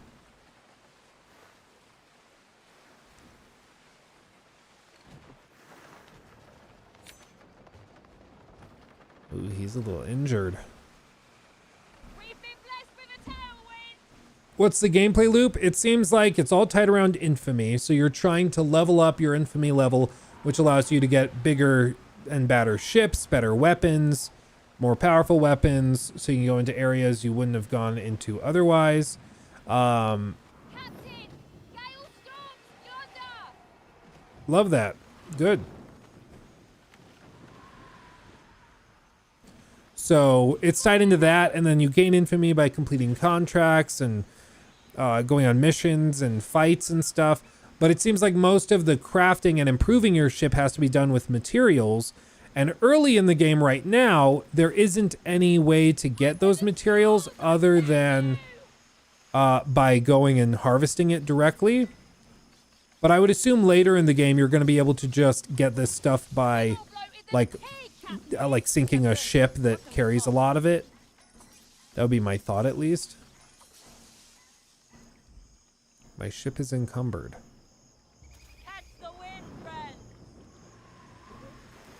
Well, let's see. Can I dump some cargo that I don't need right now?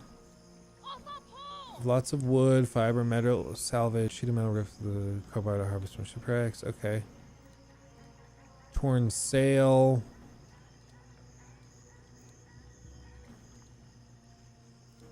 Scarlock seeks this. Okay. Well, I gotta go dump a bunch of this, I guess. Where's the Kraken? I don't know. I hope there is a Kraken. That'd be cool. How's the combat system? Honestly, my biggest frustration with the combat system, based on the little sequence we got to play at the top, is just that it's not very clear when you're firing like broadside cannons versus, you know, weapons on your bow versus all of that. It kind of all blends together because you're just holding on left trigger and then rotating around. And as you rotate, like here, it's broadside. And then over here, it's going to be firing your front side cannons, then broadside. And then you can go drop some stuff behind you. But you remember in Black Flag, like it was a totally different, like aiming reticle almost, where it had the wide arc that it projected so you could see where it was going to shoot. And then when you changed camera angle again, it would show you the thinner one so you could be clear, oh, this is going to be firing those chains, you know, to take out the mast. In this case, at least from what I experienced earlier, there isn't a clear delineation between those. So sometimes you'll think you'll be firing the big heavy broadside cannons when you're not. You're only firing the little guys. And it's not a huge deal, and you probably get used to it. But it was a little annoying because there were a handful of times when I was like, okay, quickly, I'm coming up against this guy. Okay, unload, unload, unload. And then it's just like a one-shot blast instead of the 50 that I thought I was going to get, you know? Disembark. I really don't like the constant load screens. And they're very quick as it warps you across, but I'm not a fan of those. Shocker, right? I didn't like him in Starfield. I don't really like him here. Okay. Warehouse, pick up letter, whatever that means. Okay, talk. You're one of the survivors from the shipwreck. Your situation must have improved if you're here for storage space. Transfer. Like a hard-working ant. I don't remember. Well, I guess this is a good point. Let's see. Wait, right pumper. Did it say? Okay, no, let's wait. Where did I leave that thing? Okay. This transfer to warehouse. I'm going to transfer this to warehouse and this to warehouse. And we're going to see if I can craft with it in the warehouse.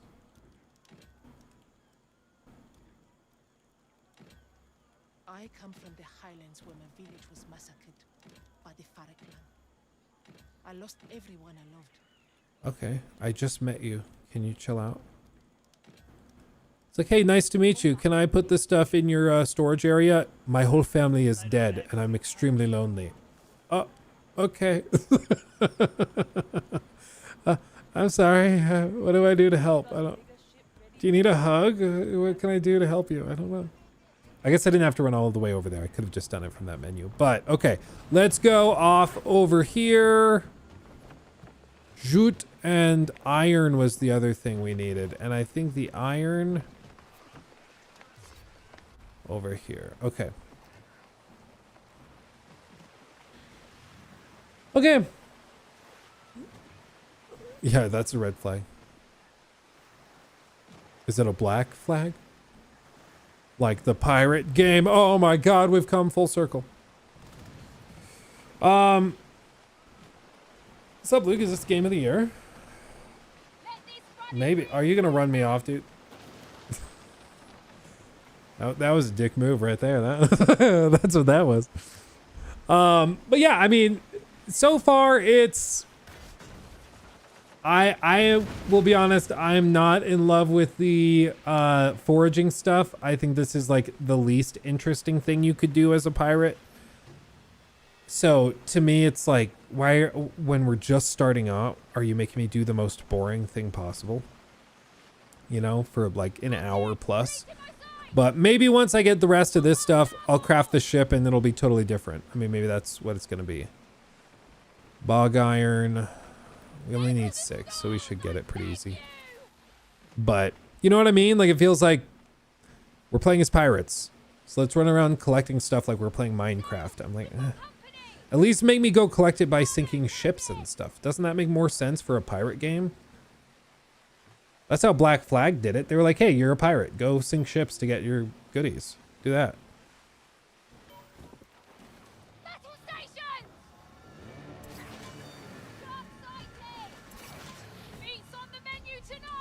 Love it. Ooh, I got some renown for that. Or infamy. Okay, do I just sail up to it? Yeah, harvest bog iron. 7. Okay, I think right there I have enough. Okay, and can I fast travel back? That's a question. Mark, seaworthy. I don't... Dock to fast travel. So you can fast travel, but it has to be from a dock. Okay. I don't know if that's a dock. Kind of looks like it should be, right? Let's see.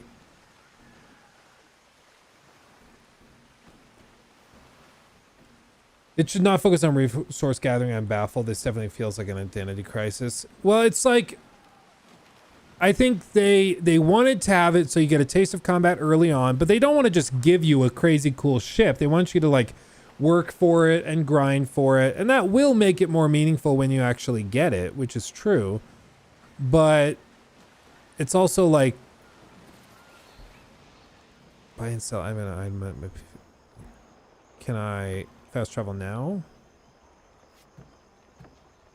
No. I don't think I'm big enough. My ship's too small to dock here. That's funny. Okay, well, I guess we're gonna go back the good old-fashioned way. So yeah, they wanted to find a way to like motivate you. These storms look really cool. To play long term, which is to grind up, level up your ship, improve it, and all that. And I understand that, but it's also like the only way that you can do that is by engaging in what is obviously the most boring part of the game, which is foraging. Like, nobody's really interested in foraging. It's like, I'm a pirate. I want to go do pirate stuff. And you could be like, well, in the actual Age of Piracy, you were doing a lot of this, and it was a lot of foraging and trading and stuff. Okay, okay. I don't know if that translates well to a video game, though, you know?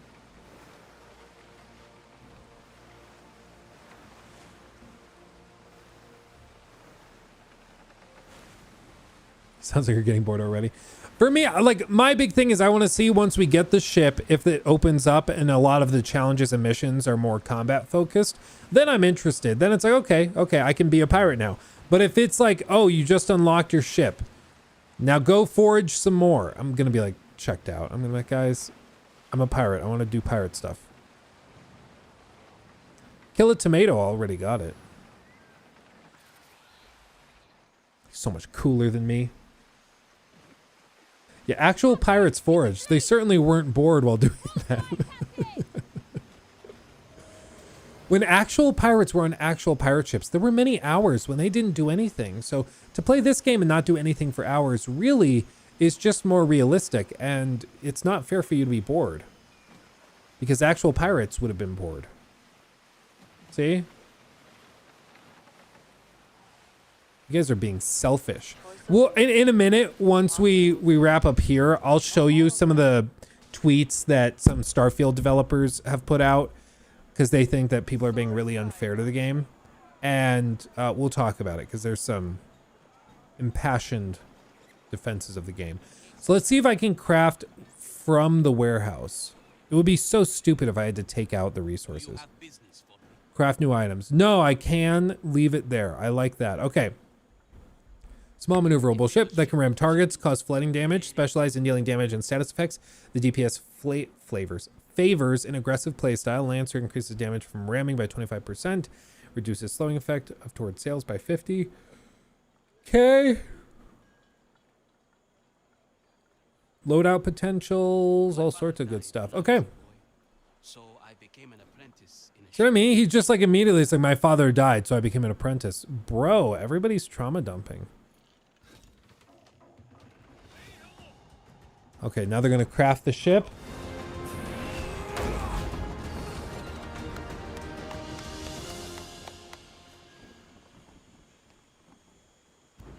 That was fast.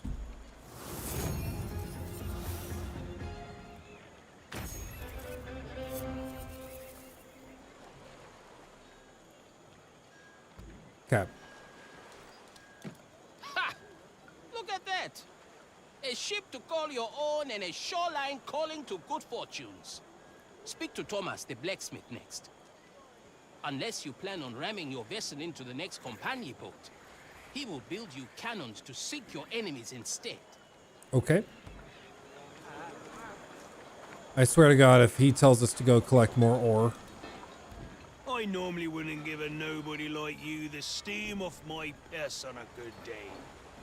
But I saw your ship's got nothing sticking out of her gun ports. Hungry little gubby, aren't you? Be careful you don't nibble on company bait. They'll gut you from stern to bow. The extra crash has left us short on supplies. The company knows this, so they're squeezing us tighter.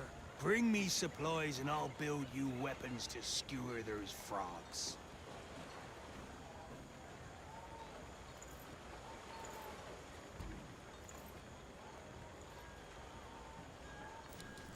Too many useless tools around here.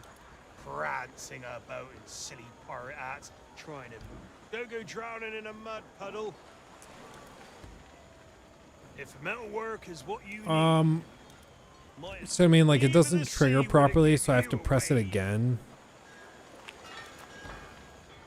I'll build you a fine weapon.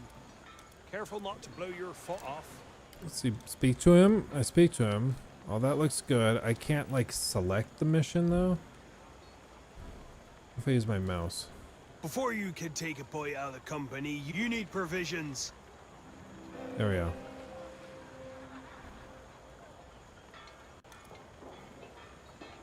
Okay, can I just craft it? Do I have enough already? I quit the grog long ago. Yeah, it's only 200.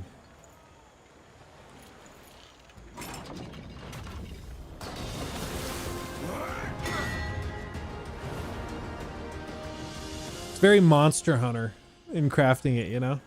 I kind of like it. Okay, lots of stuff available, lots of shields, holes, okay. Remember, we never talked. Oh, I have to craft 3 of them. How fares your day, pirate?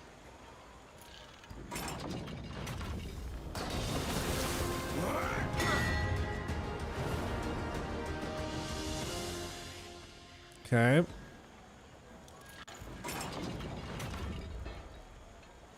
A pirate needs steel nerves. Okay, Don't I go just... drowning in a mud puddle. Cannonballs. I need cannonballs. Hello, good sir. I need balls. I'll build you a fine weapon. Careful not to blow your foot off. Cannonball needs 6. Steel flows in my blood. These fiery cannons, they'll pierce through those dainty company hulls. Okay.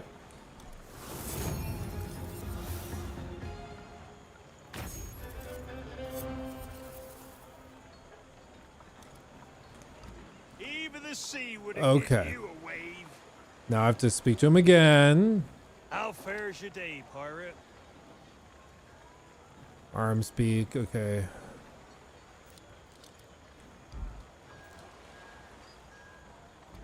I do miss Bristol. Remember, we never talked. Come on. How do I If metalwork is what just you select the damn need, thing? my anvil's ready. Craft new ones. I already did that. Buy and sell. So hot. Damn tropics. Okay. Why can't I select it? Am I going crazy? So, you the cocky pricks keep Okay. helping them. Now it works. Okay. Did that finally do the thing? I think it did. Okay. I was pressing F. It just, for some reason, like, sometimes it doesn't work, sometimes it does. Like, it is still in beta. I want to be fair. Weapons. Oh, excellent crafted 4. Love it. Ready to head back to sea, Captain?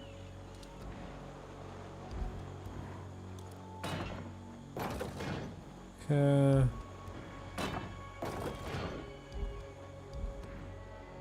Furniture. Ship cosmetics.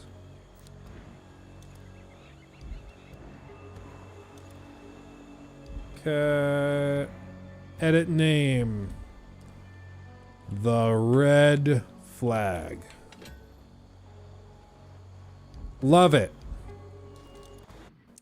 We have too much weight! This is our maximum speed, Captain! Captain, what can we toss? What? What are you talking about tossing stuff? We just started. Captain!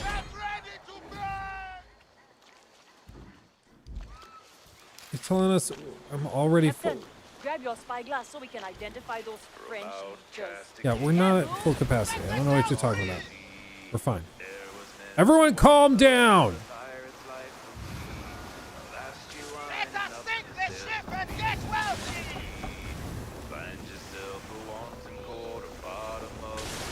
This is better.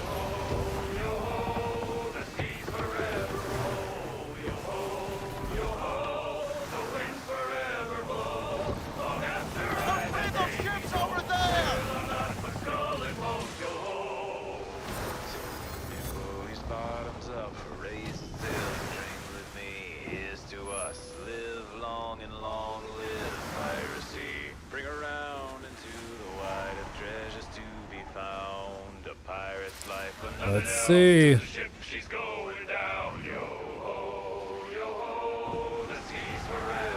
I'm coming.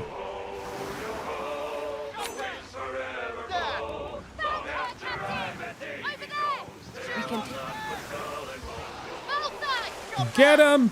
We're gonna ram it. Let's destroy it!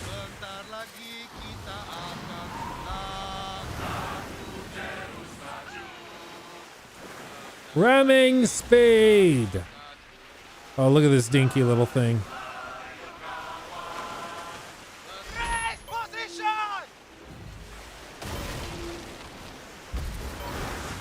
Fire away! Be prepared! To your battle post! Ah! They will sink soon! They will sink deep in the sea! Love it. Okay. Hey! They're taking all those resources! There will be nothing left for us! I took him already. What are you talking about? What else have we got here? Oh, look. A little buddy. That's right, mate. Dilly dilly. Detected metal of great value, Captain.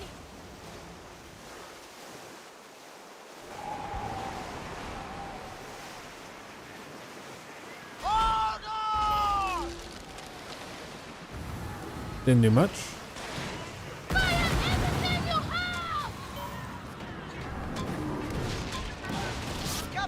Hey! Unity! Do your battle station! My tomato friend is helping. Crew boarding. Just a little nudge and they're done, Captain. Volley fire, Captain! We have no idea what lies ahead. Let's show I'm them. trying. I'm trying to get closer. I'm trying.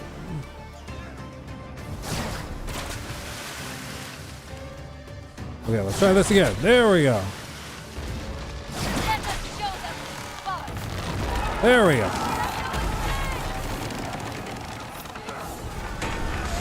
Leave no good men behind! That was This is the stuff of legends, Captain! Okay. So, like, why weren't you having me do this to collect loot? Like, this is way more fun. This is way better. I'm a fan of this.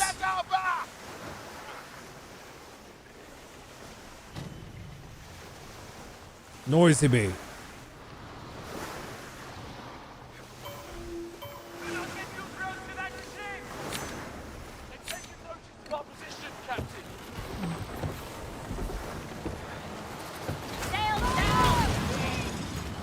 Oh god. Just ram a cliff. Oh my god.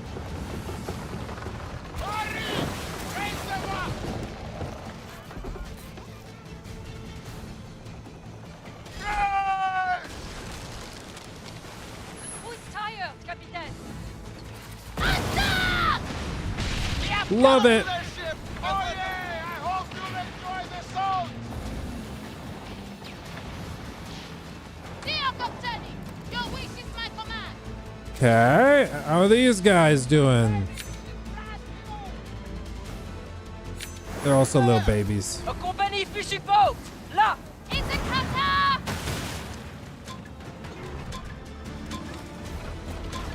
No! No! Fire!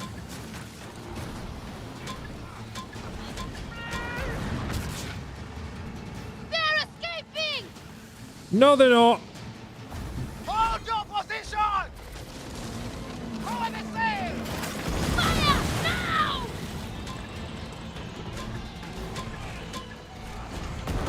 Well done, Captain! Take us up alongside them, Captain! They have such bad throws. Our hope is running out!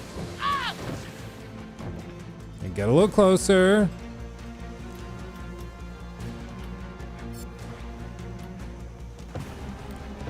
Oh my god.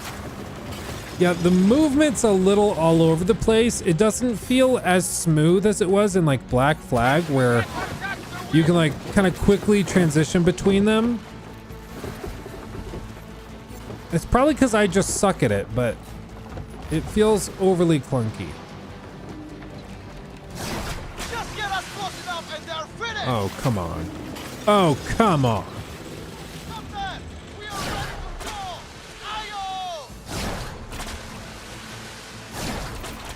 Oh, come on. Okay, one of you got it. There you go.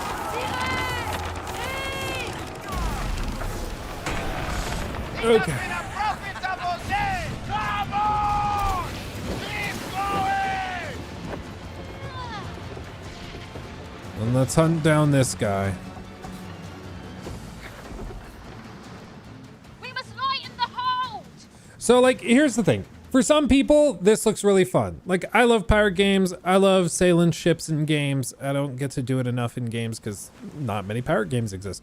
So I kind of love sailing around. I just find it satisfying and fun. But for a lot of other people, they're going to look at this and just be like, no, boring as hell, I'm good. And that's okay. I mean, there's no, like, I don't think anybody's wrong for feeling that way. But the thing is, like, this is Skull and Bones. This is probably going to be the whole game. I don't think anything's going to really change long term. I think this is what the game is going to be for 10 hours, for 20 hours, for 30, 40, 50. The only difference will be eventually you level up and you'll get a crazy big ship with like 50 broadside cannons and mortars and all of that stuff. And that's what's going to keep you coming back for more long term. And for some people, that'll be more than enough, and that will keep them engaged long term. For others, it's just not going to be enough. And that's okay. I mean, it's just not every, like, this is not a game that they're expecting or they designed for everybody to like it. I don't know if this is like a $60, $70 game from what I'm experiencing. Like, I think it makes sense for probably Uplay and Game Pass. If they can bring it to Game Pass, I think that's a W. As for whether they do that or not, I think it probably takes a little while before they do, but I think that would be a no-brainer.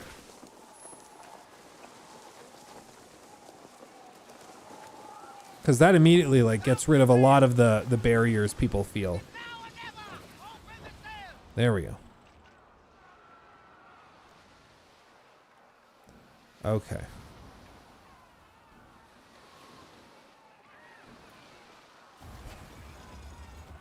Okay, Bloody Channel, buy and sell. Sell. Bog Iron, I have lots. I do have a broadside cannon I don't need. I do have lots of iron. I think I'll keep it though. It's probably useful to have some of it. What's plunder do?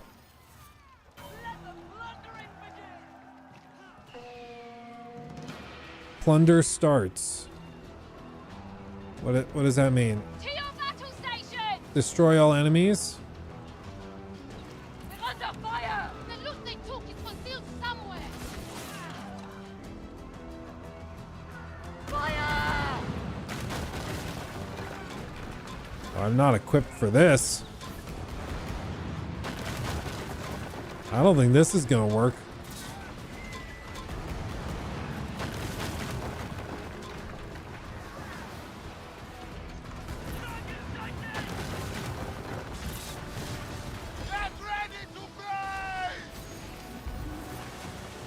Oh my god. I know!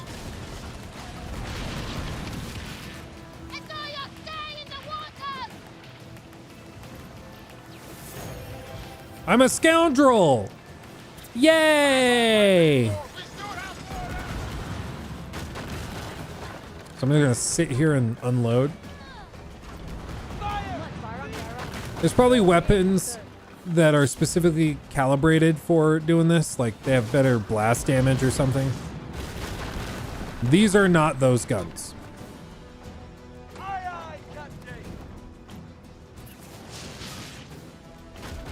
Oh my god, just do the healing thing.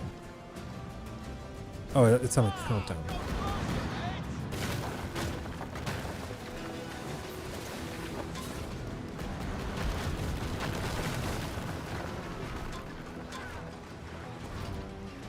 Pardon me, excuse me.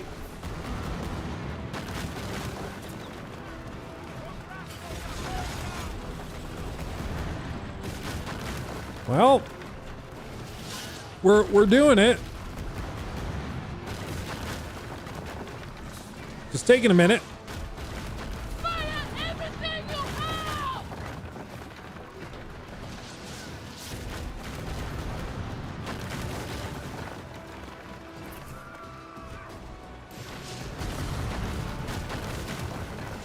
We're getting there. Baby steps, baby steps.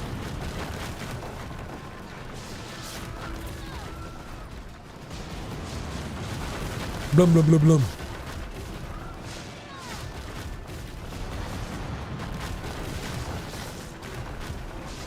Okay, it's definitely easier with your teammate here. Oh God. Where did that come from? Did I just get hit for the first time? Is that what that was?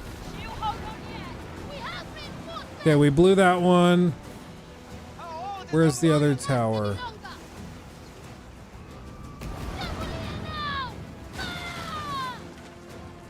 Oh wait, that's cool. Can I just blow up any building I want?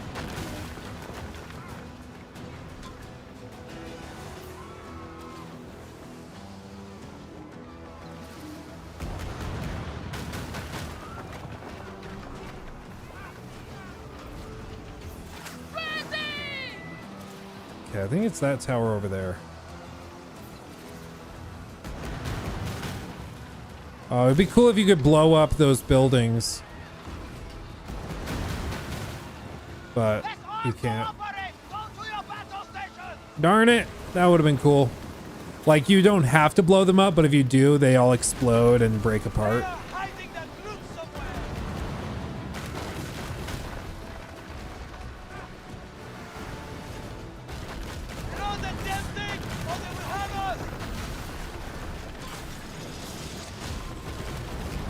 Whoop.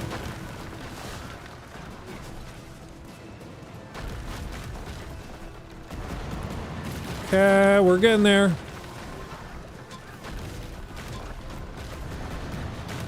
We're getting there. I think once we finish this one, we can talk about The Last of Us.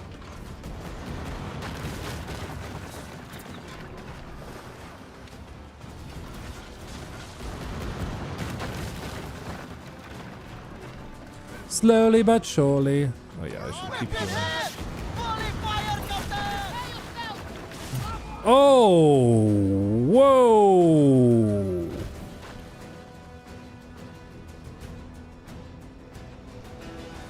I had just healed too. I was at like half health. And then it popped me. Return to action. I'm taking down this tower. Yeah, skill issue for real. I'm back. Everything's fine. Everything's fine. I just like, that came out of nowhere and it just like one shot tapped me. That was crazy.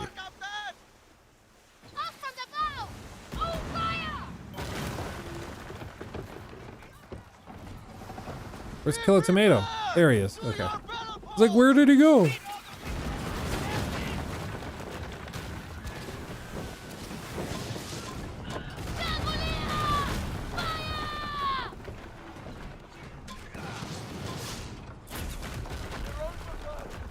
Okay.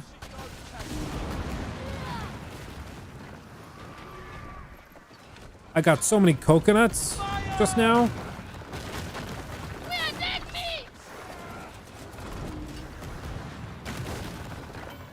So we're gonna keep moving. We're gonna keep agile. I think that was our mistake. Oh God, again! That was not our mistake. Our mistake was getting hit. Oops! Are these pirates inclusive? Oh, incredibly. Incredibly, yeah. We may be pirates, sir, but we're not animals. I'll have you know that.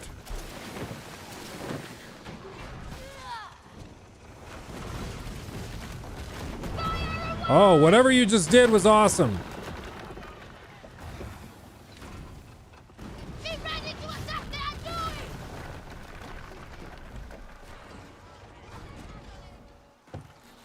Okay, let's finish this. Oh my God. Okay, we're just gonna park and unload because moving didn't. Oh my God. Air ball. Move, brace, brace. Oh my God. I'm airball again.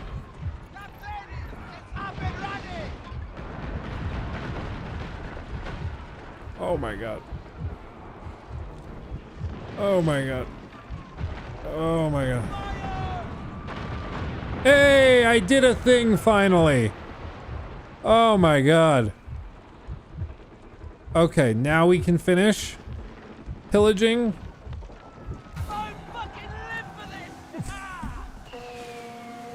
Oh man. Okay, plunder starts. So we just...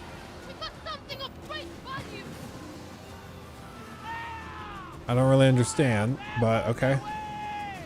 So they're doing something.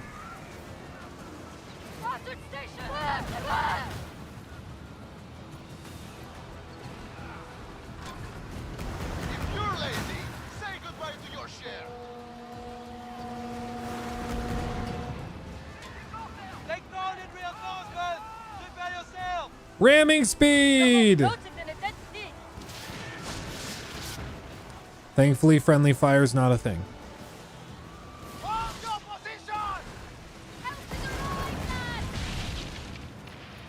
Send our regards to the fishes!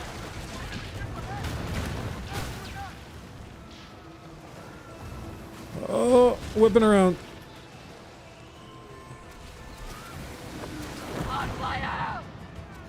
Get to him! Get to him! Oh, these are level 3. Oh, man. Oh, man. They hurt.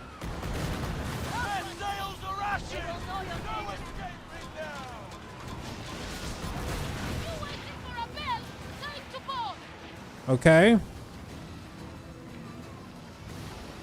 They're doing stuff in there. I don't really understand. Are we just supposed to hold out? Is that all we're doing?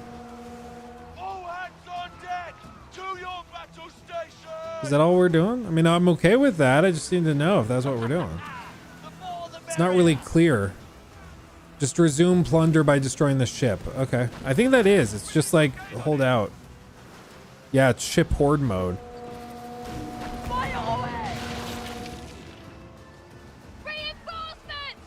Oh no, did it? Oh dude, it's level 4.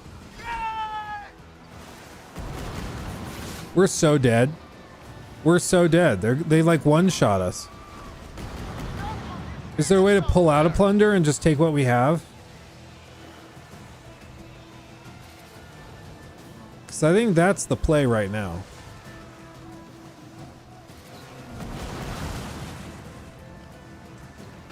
I do not think the play is trying to beat him.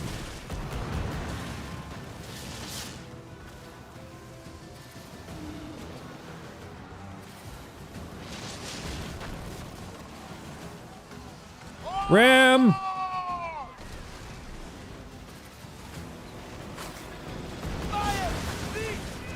I kind of liked the UI in Black Flag more, honestly, for like actually fighting. The little arced thing made it much clearer, like, okay, I need to lift the cannons this high to be able to reach. Oh no. Oh crap.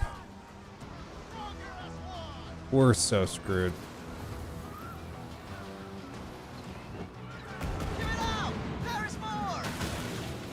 We're so screwed. This doesn't end well.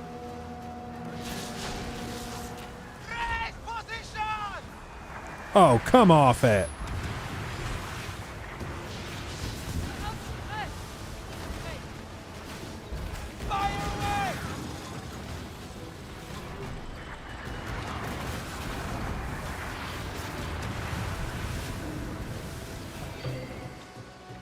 Oh no. He got. So I think it's anything behind that dotted line. It's supposed to be broadside. Anything in front is the front cannons. But yeah, I'm so dead.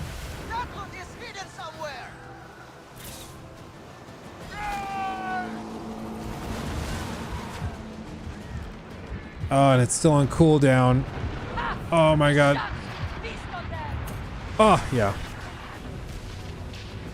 Oh well, we tried, boys. We tried. Voyage ended, indeed. I don't think we're gonna be able to do that. I don't think so. I don't think we're strong enough. That's a wipe, boys. Plunder ended. Do I still get to keep the stuff I did?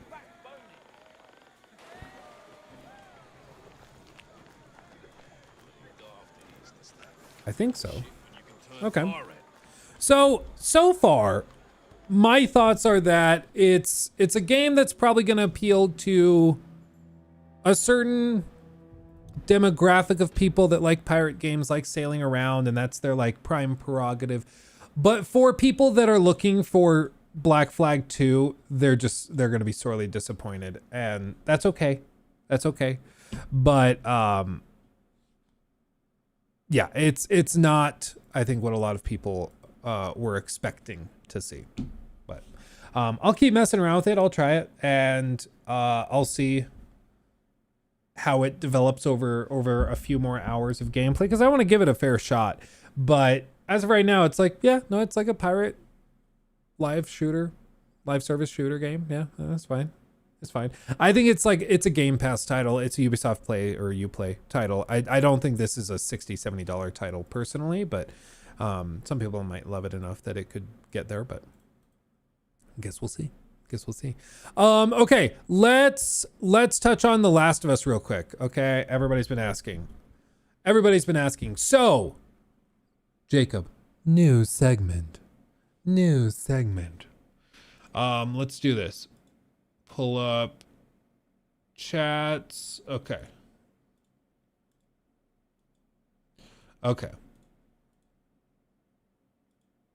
There we go. All right. So yesterday at 1 p.m, there was a tweet that went out from the one and only Jason Schreier, posting an article or sharing an article that he had written for Bloomberg, where he resides. And the article was simply titled, "Last of Us multiplayer video game faces setbacks at Sony. Weaknesses were found in the game even as the HBO series became a hit." And basically what he goes on to say is the team working on the game was scaled back after a recent evaluation, said the people who asked not to be named because they weren't authorized to speak publicly. A small group remains on the project while the company reevaluates the direction. While the game has not been canceled, many of the developers have been moved on to other projects. Following the request for comment, Naughty Dog, the Sony subsidiary working on the project, put out a statement on Twitter saying that they wanted to give it more time. Okay, not the end of the world, but they're just taking some time. But not a whole lot beyond that. Well, right after he tweeted this out, there was a post by Naughty Dog on their official newsletter page, and it simply is titled "An Update on The Last of Us Online." This is one thing I do love about like Jason Schreier's articles, is it kind of forces a lot of these companies to respond to stuff they wouldn't otherwise respond to. They would normally just ignore it, but somehow he's able to get them to just fess up to it, which I appreciate. What this post says is, "We realize many of you have been anticipating news around the project that we've been calling The Last of Us Online. There's no easy way to say this. We've made the incredible difficult decision to stop development on that game." They're walking away. They're done. It's over. It's over, folks. It's over. It's dead. It's gone. "We know this news will be tough for many, especially our dedicated The Last of Us factions community who have been following our multiplayer ambitions ardently. We're equally crushed at the studio as we were looking forward to putting it in your hands. We wanted to share with you some background of how we came to this decision.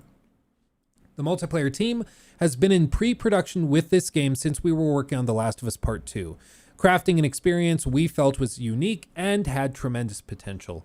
As the multiplayer team iterated on the concept of The Last of Us Online during this time, their vision crystallized, the gameplay got more refined and satisfying, and we were enthusiastic about the direction in which we were headed. In ramping up to full production, the massive scope of our ambition became clear. To release and support The Last of Us Online, we'd have to put all our studio resources behind supporting post-launch content for years to come, severely impacting development on future single-player games. So we had two paths in front of us: become a solely live service game studio or continue to focus on single-player narrative games that have defined Naughty Dog's heritage. We are immensely proud of everyone at the studio that touched this project. The learnings and investments in technology from this game will carry into how we develop our projects and will be invaluable in the direction we are headed as a studio. We have more than one ambitious brand new single-player game that we're working on here at Naughty Dog, and we cannot wait to share more about what comes next when we're ready. Until then, we're incredibly thankful to our community for the support throughout the years." So they've spent years on pre-production. They say that this was worked on, since we were working on The Last of Us Part 2, because originally this was assumed to be a multiplayer mode for that game, and then it grew and they decided to spin it off into its own thing. This means it's been in development for like 5, maybe even 6 years in pre-production. That's how they phrase it. They've been in pre-production with this game. So it's not even clear if they ever entered full production or what happened. It seemed like they had a full team working on it that was moved off after the Bungie evaluation, which again, it's really funny that Bungie, of all companies, was sent in to evaluate this game, and they found it to be problematic and unlikely to drive a lot of long-term players when Bungie themselves have been really struggling to be successful in any meaningful way. So very, very interesting. The other thing that they phrased it as, which a lot of people also found interesting, is that they phrased it that we've made the incredible difficult decision to stop development on the game. Now, it's easy to read that as just Naughty Dog made the decision. But it was also, the understanding was, the reason Sony or Naughty Dog was doing this was because Sony and PlayStation pushed them to do a full live service game as part of Sony's push to get into the live service market with 6 of these games coming out in the next handful of years. And they wanted basically one of these every quarter to every 6 months to be coming out. And of course, it didn't really happen. So one of the things I've been wondering is just how much of a role the departure of Jim Ryan has had on these changes. Because Jim Ryan comes into the company, he heads up the launch of the PS6 or PS5, not PS6, the launch of the PS5. What was it? Fair Games. That's what it's called. Fair Games with a $sign. Just the most stupid name for a video game I've ever heard. You guys remember this? Half the trailer is just weird graphic art. Horribly received. People were like, what the hell is this? And this was like their big announcement at their State of Play, and nobody cared. So Jim Ryan's pushing all this stuff, live service games that can print money, and it seems like that's where Sony's headed. That's their priority. And then he announces he's retiring at the end of this year. And right around that time that he announces that is when a lot of these projects are getting canned. A lot of them are collapsing and things are shifting and changing, which is very, very interesting. So it's making me wonder if like new Sony brass were coming to them and just being like, okay, be honest with us. Is this doable? Is this something that can be profitable long-term? Do you think this could work? And like, is this worth us continuing to double down on? And I think that they probably just said, honestly, if you want it to be successful, like they say, we'd have to put all our studio resources behind supporting post-launch content for years to come, and it would affect our single-player games. And they were probably, Neil just sat down with them and was like, listen, we can do this, but it means that you're probably not getting The Last of Us Part 3. You're probably not getting a new Uncharted game. You're not getting our other stuff for an extra handful of years because all of our resources will be put into this. Just being honest.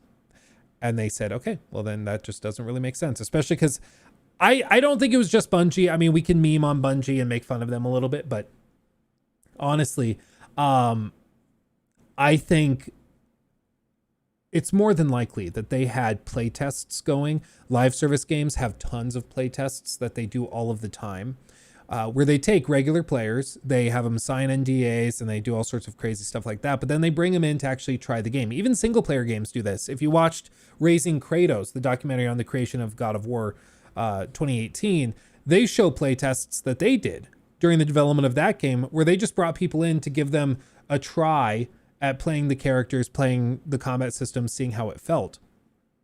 So you better believe they're doing stuff like that for these live service games. And I'm sure Bungie's feedback was a big deal, considering it was very negative, but I'm sure the playtests were also not very reassuring. Because if the playtests were amazing, but Bungie was like, we just can't monetize it very well as it is, they probably would still find a way to make it work. But the fact that they're willing to abandon years and years and years of work just makes me think that it wasn't playing very well, it wasn't working very well, and they just decided to walk away from it, which is crazy. Because again, this is something they've been working on since they were working on The Last of Us Part 2, so probably like 4, 5, 6 years, which is crazy to walk away from a project, abandoning it after all of that time. So it looks like we're just never going to see the light of day. We're never going to see what this looks like, how it plays. I'm hoping we get like a Jason Schreier style article in the next handful of months that explains kind of what went down, because I think that could be really, really interesting, but time will tell. I don't think this was just a matter of, well, we evaluated it and tried it, and you know what? It just wasn't working, so we're just deciding to walk away from it. I don't think that's what happened at all. I don't think so. I think that this was an iterative process, and after lots of testing and stuff, they just decided they couldn't get it working. That's my guess, at least. That's my guess. Now, one of the things that came out of this was it kind of went a handful of places on Twitter. So I feel like I should just address it and get it out there, because I think this is like a hilariously stupid thing. On Reset Era, which is like a forum that you can post stuff to, somebody posted a screen cap and they said, oh, by the way, this is just a screen cap of the main menu of The Last of Us Factions that I had laying around. I want to show you just kind of the crash course on stupid fakes that don't look very legitimate, just to get it out of the way. First and foremost, this is it. Now, they do have some text on here that it looks like they wrote on to be funny. I don't think they were saying that this was actually going to remain like part of it, just to be clear. So I don't think they were saying like all of this was going to stay. This is just like something they put on. But the immediate things that stand out to me whenever I see artwork like this, I always want to look at the hands, because nowadays with AI art, it's really easy to make something like this in Midjourney or something. Just say, make a Last of Us Part 2 screenshot of a woman sitting on a couch looking out a window, and it would generate this. You give it some noise, you do some really basic UI stuff over top, really easy. But the way you can usually tell is hands, because AI art is really, really bad at hands. And I don't know what's happening with these fingers, but they do not look right. Like, this weird angle of knuckles is not what hands do. I don't know what happened to her wrist, but it's clearly broken. Like, just something's very, very off with it. It's very strange. And then if you go down here to this hand, what are these claws? Hold on. I actually did that. Please hold. I'm a professional streamer. Like, what are these claws? What the hell even is this? What are those? I don't know what these are. Like, they're like actual pterodactyl claws. I don't know what that is. So this makes me think that this is also AI generated, because nobody's fingers look like that. I don't know what that's supposed to be. The other thing, and perhaps the most damning, look at this window. What are the angles here? You know, like right down here, you see a corner. So it's like there's a corner here, and then the wall goes off in this direction, right? But then the glass of the window is angled back. So it's like, but then this like rectangle is not angled correctly. So no part of the perspective lines up. It's really, really disorienting. The more you look at it, it like breaks your brain a little bit. It just doesn't work. Does the right hand have 6 fingers? What I think might have happened is that they generated this and then they went in and did some touches. I think the fingers over here were screwed up. So they went in and tried to touch up these fingers, and it just left them looking really weird. Same with this like window. I don't know what this is. The lamp looks really, really weird as well. The two identical, I don't know if these are supposed to be mirrors or what, but those are really, really strange. So there's just a handful of things that are really, really off. And I don't know what this character is looking at. Like, her line of sight is off, like over here. Naughty Dog is very, very careful with main menu screens. I don't think they would typically do something like this. And then other things, I mean, yeah, they did some little touches with like different version numbers and stuff, but that's extremely easy to put on. Little frame rate counter, really easy to put on. To me, it comes off as extremely likely that this is just AI art that was tweaked, and then they put some UI elements, which honestly, the UI looks pretty good. The UI looks pretty normal. But I just don't I don't buy it. I don't buy it. That's my humble opinion. I guess I can put in a poll. Let's put in a poll on chat. Let's do a straw poll. And I want to hear if you guys think that that's legit. Okay. Real leak or AI? Real AI. Create poll. Copy. Voila. And then I'll post it here. To me, it looks fake as hell, but that's just me. Okay. So yeah, my humble opinion is that it's like super fake. Yeah. I had a feeling you guys might agree with me. Those fingers, the fingers are always what gives it away with AI art. Wouldn't it be so funny if it was real and then they're like, yeah, sorry guys, that's why we canceled it, because it looked terrible. Like every time we showed it to people thought it was AI. We're like, no, this is our video game we've been spending years making. And it's like, sorry, I don't know what to tell you. So yeah, I think it's pretty clearly AI art. But with all of this, it's just really too bad. It's too bad because they put a lot of effort into this. They worked really hard on it, seemingly, and then it's just being buried and abandoned and walked away on, which for any video game sucks because they've clearly put a lot of time and effort into it, but they're just walking away, and that's too bad. But maybe one day we'll see snippets of it. Maybe they'll bring it to The Last of Us Part 3 and it'll be like a little multiplayer mode. I don't know. But it's just, again, so crazy to me to see any game that they spend years working on and then they just walk away. I follow a lot of Naughty Dog developers on Twitter as well. I talk to a handful of them directly. And a lot of them were working on The Last of Us Last of Us Online. And a lot of them are very, very frustrated because they feel like they had something kind of cool and special. But for the executives, I mean, if you're Neil Druckmann and you're trying to do single player games and you're looking at this and you're like, hey, we can pour all of this time and effort and money into this and spend years as a studio shifting into a live service studio. But Neil doesn't want to do that. None of the other devs want to do that. Everybody hates the idea of that. So they probably went to executives and were just like, listen, do you really want to sacrifice like your chance at winning Game of the Year for a live service game that might perform well? Why would, like, do you really want to do that? And I think they made the right call. I mean, if the option is live service Last of Us game or single player games, I'd rather them do single player games. I still think that the idea of a battle royale type game with The Last of Us Part 2 gameplay could be really, really fun and really cool. I think that really could be. But I just don't want to sacrifice all of that other stuff at the altar of live service games. I just am not willing to do that.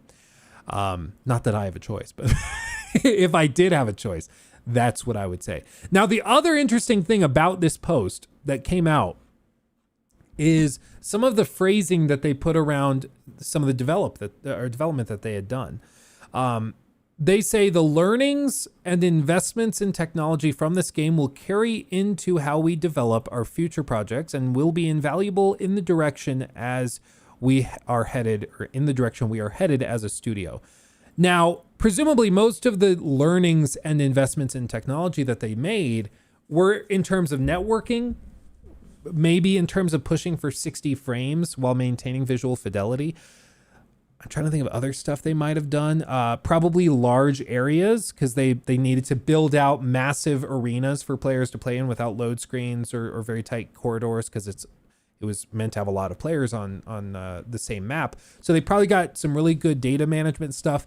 And they're saying all of that will carry into how we develop projects and will be invaluable in the direction we are headed as a studio, which makes me think that they're once again, in whatever this next game is going to be, they're going to be leaning into even bigger areas and maps. That would be my expectation. And they're going to be doing a lot of work, perhaps even with introducing network elements, which could be really cool. Uh-oh. Nikki just came in. She has the face of shame. What? Tell everyone what you did. What happened? Nothing. What is it? Parking citation. A parking citation. What for? I took Lachlan to sing a long time in town.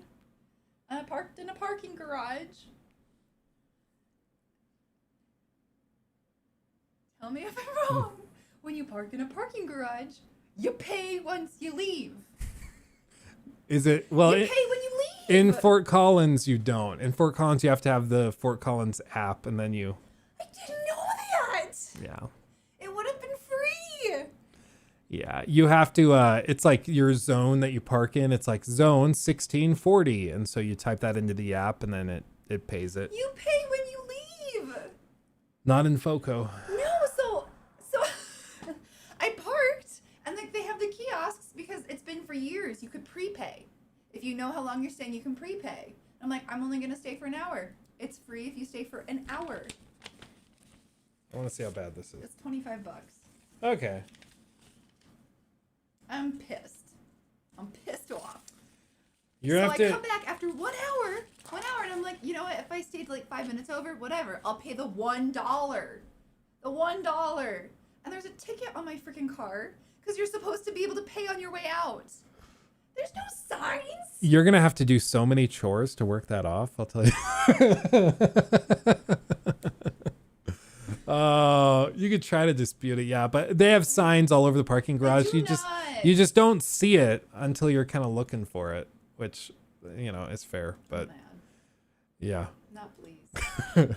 Woman driver. It's not even woman drivers, Proto. It's woman parkers.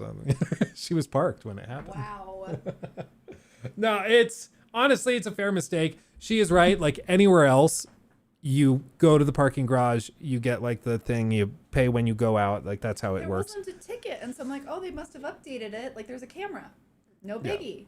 Everything else is updated. Like they have the red and green lights if somebody's parked there. Like it's fine. It's updated because you have to use the app and then put in the zone with your license plate number, and then when they have the cars that go through and automatically scan license plates to make sure you're parked. Like 5 minutes after I parked there, they were waiting for me. Somebody's just sitting there looking at a camera like, Yeah.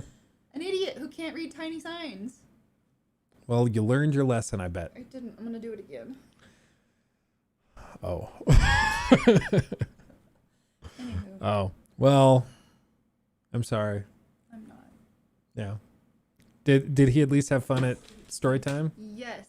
But halfway through, he got thirsty and just shouted, milk! And I looked at him and I said, what? And he shouts even louder, milk! And right now he's drinking milk upstairs. Oh, well, he's living his best life. Yeah. The entire drive home, like, what do you want for lunch? Milk! He knows what he wants. He's a boy who knows what he wants. Fine. Well, that's very funny. Fight the system. Yeah. Yeah. Fight the system. Love you. Love you too. These pants look really stupid on camera. Makes me think they look stupid in life. On camera? Yeah. They look weird. What do you mean on camera? Oh, like on this camera? I Yeah. don't think they look stupid. These pants are fun. They're flowy. They Yeah. flow in the wind. Yeah, they're fun. Yeah, see you in a bit. Love you, bye. Love you, Do bye. want me to make you lunch or you content? Sure. Ooh, charcuterie toast. Charcuterie toast would be great. Thank you. Oh, Crispy, that's awesome. Congrats. Okay. New segment. Okay. So one of the head honchos at Bethesda Game Studios is a guy by the name of Emil Pagliarulo. Okay. Emil Pagliarulo has been around forever. Okay. Like this guy, let me see, the making of Fallout 3. Not 34, 3. Okay. Like this guy, that's Emil. This is Emil back at probably like 2007 or 8 for the making of the making of Fallout 3 DVD. It was included in the collector's edition of Fallout 3. So this is probably like 2007 when they're filming this. He's been around since then. And now he has lost like a ton of weight. He is like low-key kind of buff as well. Like It's crazy. It's crazy. But Todd has described it. No, that's not him. Todd has described it as he is like the guy that he assigns to the wacky, crazy narrative stuff. So like when they needed to find a way to have all of the runes like written in dragon language for Skyrim that also translated to English, and then they also needed the chant for like that they sing in the main theme, all of that stuff. He's the guy that like went home and wrote that stuff. Like this guy probably is up there with Todd Howard in terms of being responsible for some of the games that you know and love so much. Okay, like he's that guy. So I want to be clear with him. Or with everybody up front about him, that this guy is very accomplished, has a long history, and has worked and had a major role in some of likely your favorite games of all time, like Skyrim, Fallout 3, Fallout 4. You know, he's been there for a very, very long time. Now, he also worked on Starfield. You guys know how I feel about Starfield. I've been very open about it. But it seems like Emil has also heard what some other people have said about Starfield and what they think about it. And it seemed like he had enough at some point. So he tweeted out, this was 2 days ago at this point. So right after, I saw this after we finished streaming, but you can see he's also Studio Design Director is his official title. So Studio Design Director. He's responsible for a lot of the main gameplay design decisions, the decisions of what they prioritize, what they don't. He's the guy.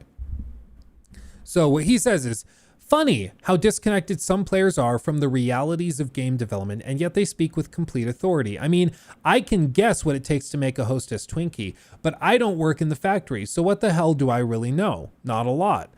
Part of me really gets it. When you're a consumer and spend money on things, that gives you the right to complain about those things. I spend a lot of money on games every year, and sometimes it takes a lot for me to not scream into the internet's collective consciousness.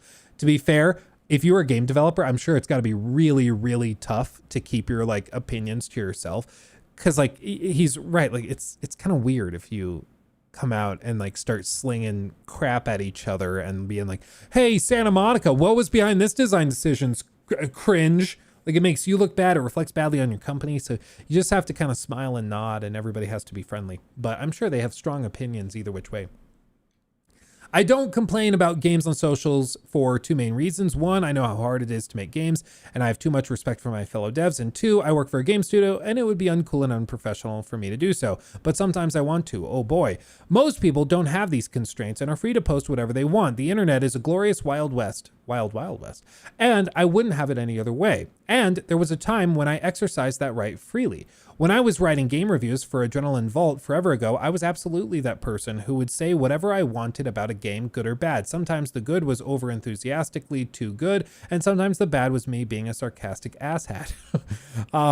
But throughout that time, I actually had no inkling what game development was actually like, how hard the designers, programmers, artists, producers, and everyone worked, the struggle to bring a vision to life with constantly shifting resources, the stress. This isn't me complaining about my job. I've experienced all these things and will again. It's the nature of AAA game development. But I also have a great position, and I am still gainfully employed after 21 plus years, a blessing considering the thousands of layoffs this year. I'm not trying to change anyone's mind because of the internet, but given my position, I can't share the truth. And the truth is nobody sets out to make a bad game, and most game devs are incredibly talented, even if the game they release isn't up to par. See, I never knew this before, but if nothing else, video game development is a series of concessions and tough decisions. There's that perfect game you want to make, and then there's the game you can make. Sometimes if the gods smile on you, those two are very close. Pause. Time out. This directly echoes something that Todd Howard has said that he has been saying for years and years and years over at Bethesda Game Studios. Basically, what Todd would always say is, we can do anything, we just can't do everything. So if you want to make like a huge open world fantasy game where you can go be whatever you want to be, have dragon powers and all that, you can do all of that.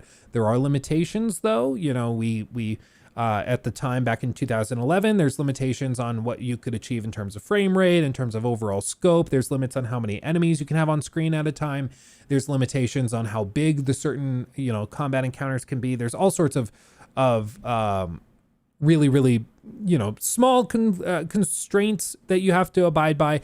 But then in the context of other games, you look at something like Starfield, it's not just limited by those broader things, it's also limited by your own tech, like what your engine is actually capable of doing. If your engine is only capable of having X number of triangles on screen at a time rendered without other things being cold, like you're limited by that limitation, and it's just a reality of the situation that the engine can only handle that much. Or if you only have for the console, like what was it on the 360, 512 megs or something of RAM? It was something crazy like that.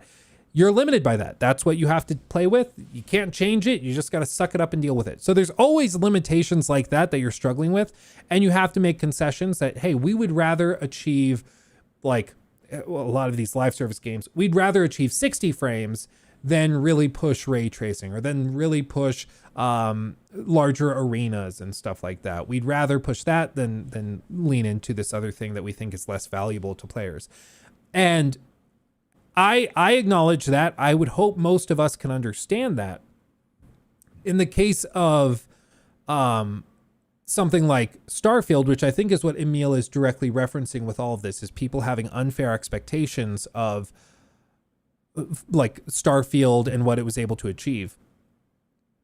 I can understand that he feels that perhaps it's unfair to call it out because Starfield's really tough to make. And yes, they did some things and didn't do others, and people are frustrated that those other things are not there. But the point with all these comments and statements is that we think that the decisions on what to concede and what not to concede, those mistakes or those decisions were mistakes. Like the choice to not provide like any means of transportation on planets, I think is a mistake in design for actual exploration. Not even having any type of mount was a strange choice. Even like a motorcycle or something, I think it was a bad choice. I don't think it helped exploration. I think it hindered it and hurt it. And that's what we're saying. Like, we're not saying it would have been easy to add mounts or to add vehicles and things like that, but we're just saying it would have been nice to have it. And now they're actually walking back, and apparently Bethesda said that they're working on new ways to, I think they said, explore or traverse the game. So next year we should be getting updates to that, like maybe vehicles are being added or something. I don't know, but yeah, so far I think everything he said is like, yeah, no, that's fair. I get that. He continues on. But in order to get there, in order to get as close or get it as close as possible to the vision, the team has to push itself harder and harder, often while dealing with devs being shuffled around or leaving, looming deadlines, and creative decisions you wish you didn't have to make. And the team is absolutely the operative word there. Lots and lots of folks doing lots of work, writing, level building, making character models, coding game systems, trying to schedule it all so it can be done on time and folks don't burn out, and on and on and on. So, So I lost it.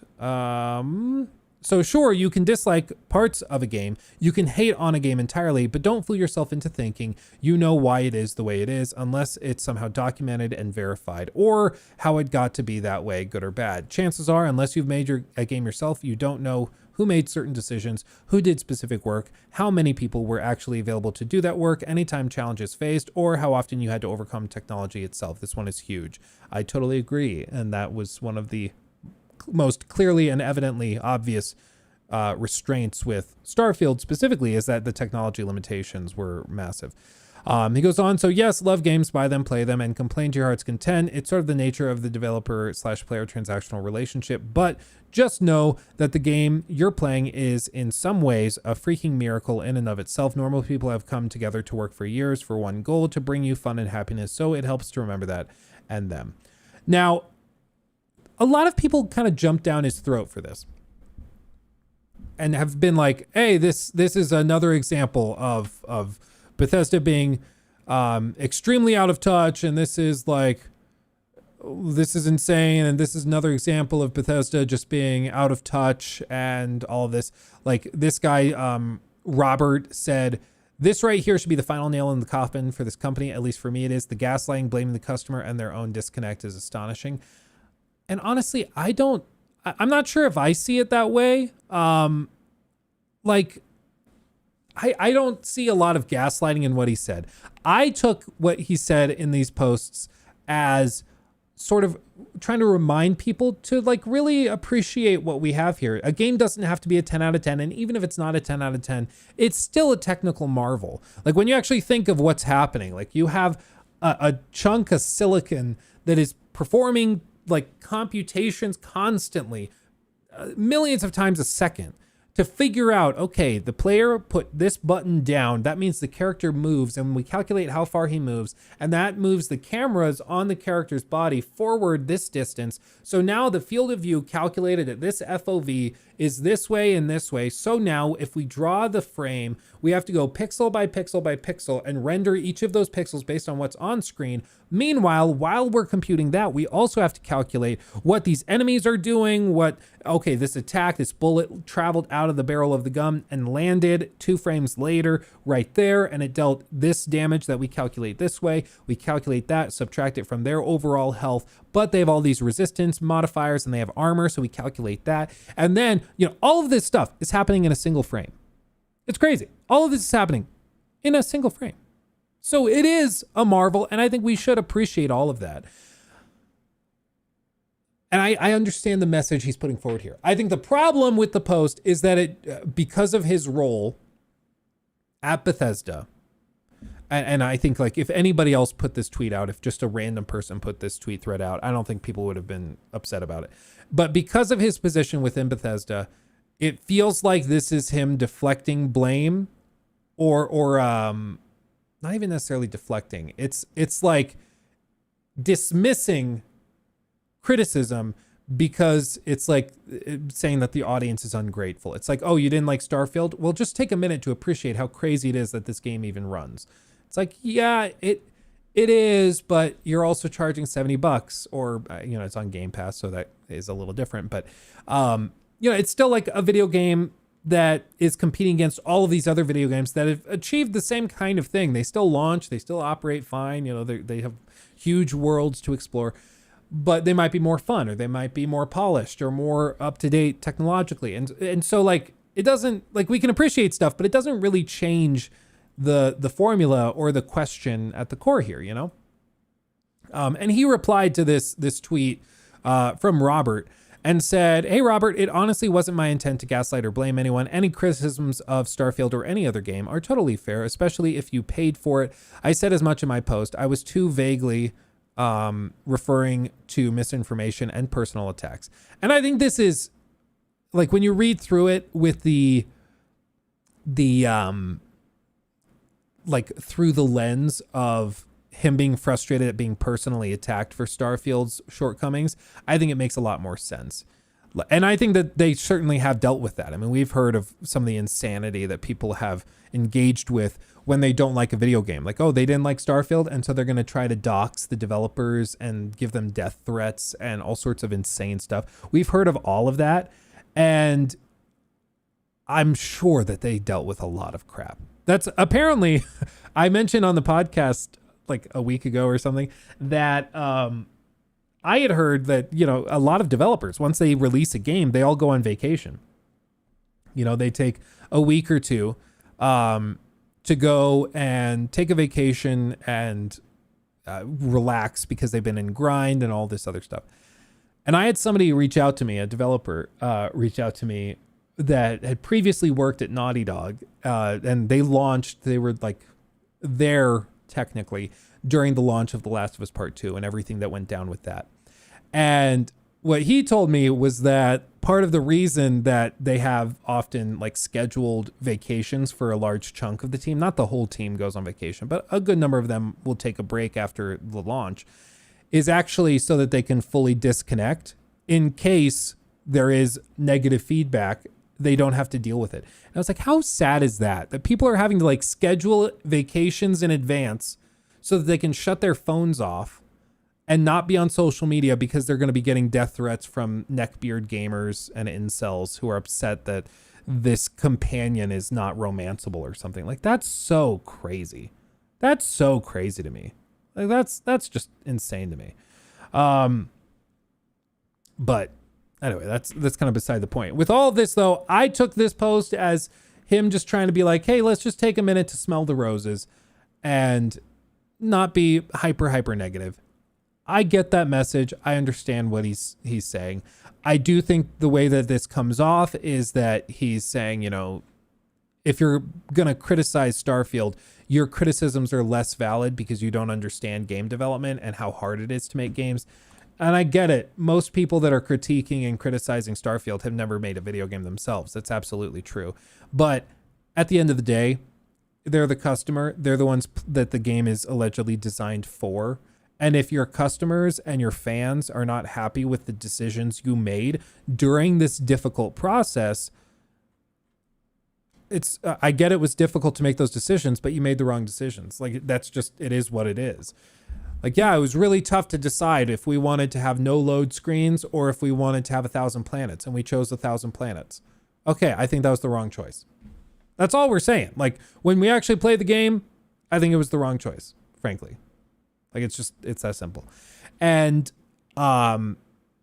so I get what he's trying to say. I think coming from him, his perspective, his position within the company, I think it just comes off badly, unfortunately, but I think it was a well-intentioned post, and I'll try to defend him on that point. Some of the responses are more or less saying the same thing. I feel that most reasonable people who are criticizing Starfield understand that concessions have to be made. These people aren't simply saying the game needs to be better. They're saying that Bethesda should have designed Starfield differently in order to make it better. Yeah, and that's absolutely fair. I was referring to the unreasonable people. Okay. I don't really know what you mean by that, but okay. Nobody cares. You sell AAA prices and didn't deliver. The modders do. Apparently the modders don't. We'll get to that in just a second. I think this is dancing around the elephant in the room. Todd has a larger than life presence at Bethesda, and while it was influential in the creation of the studio in 2023, it's holding it back. The in-house engine is stale but safe. The gameplay feels stuck 10 years ago. I don't think he responded to that. Yeah. And absolutely, I mean, Todd has a huge role in the studio. There's been a lot of reporting that Todd has been trying very hard to not be the centerpiece. Daniel Emberson donated $50 through Super Chat. Oh, geez, thank you. BGS equals it just works. You knows the rules. XD. Use knows the rules. Use all knows the rules. It just works. It just works. Shout out to the chess club. Okay. Thank you, my friend. Very generous. 50. Gee whiz. So all of that happened. I get it. And this is, compounded onto a couple of other things that came out around the same time. Starfield definitely can't catch a break. And I made a video where I said that it seemed to me to be kind of a lol cow, or BGS did. Oh, thank you, babe. Oh, thank you. I appreciate it. Ori, do you want to say hi? Do you want to say hi to everybody? It's a baby. It's a baby. This is the one that was in the hospital, but he's a little trooper. He's doing great. Yeah. Yeah. He's doing great. I refuse to be set down. He's like, I'm the baby and I will be treated as such. Hi. Hi. What if we go? Oh no, you fall. Oh no, you fell so far. Oh geez. Oh geez. Oh goodness. Oh goodness gracious. He's a goober. He's a goober. Yeah, he's a little trooper. Yeah. I see you in a bit. Bye. How old is he? He's almost 6 months. 6 months today. Oh, you're right. It is the 15th.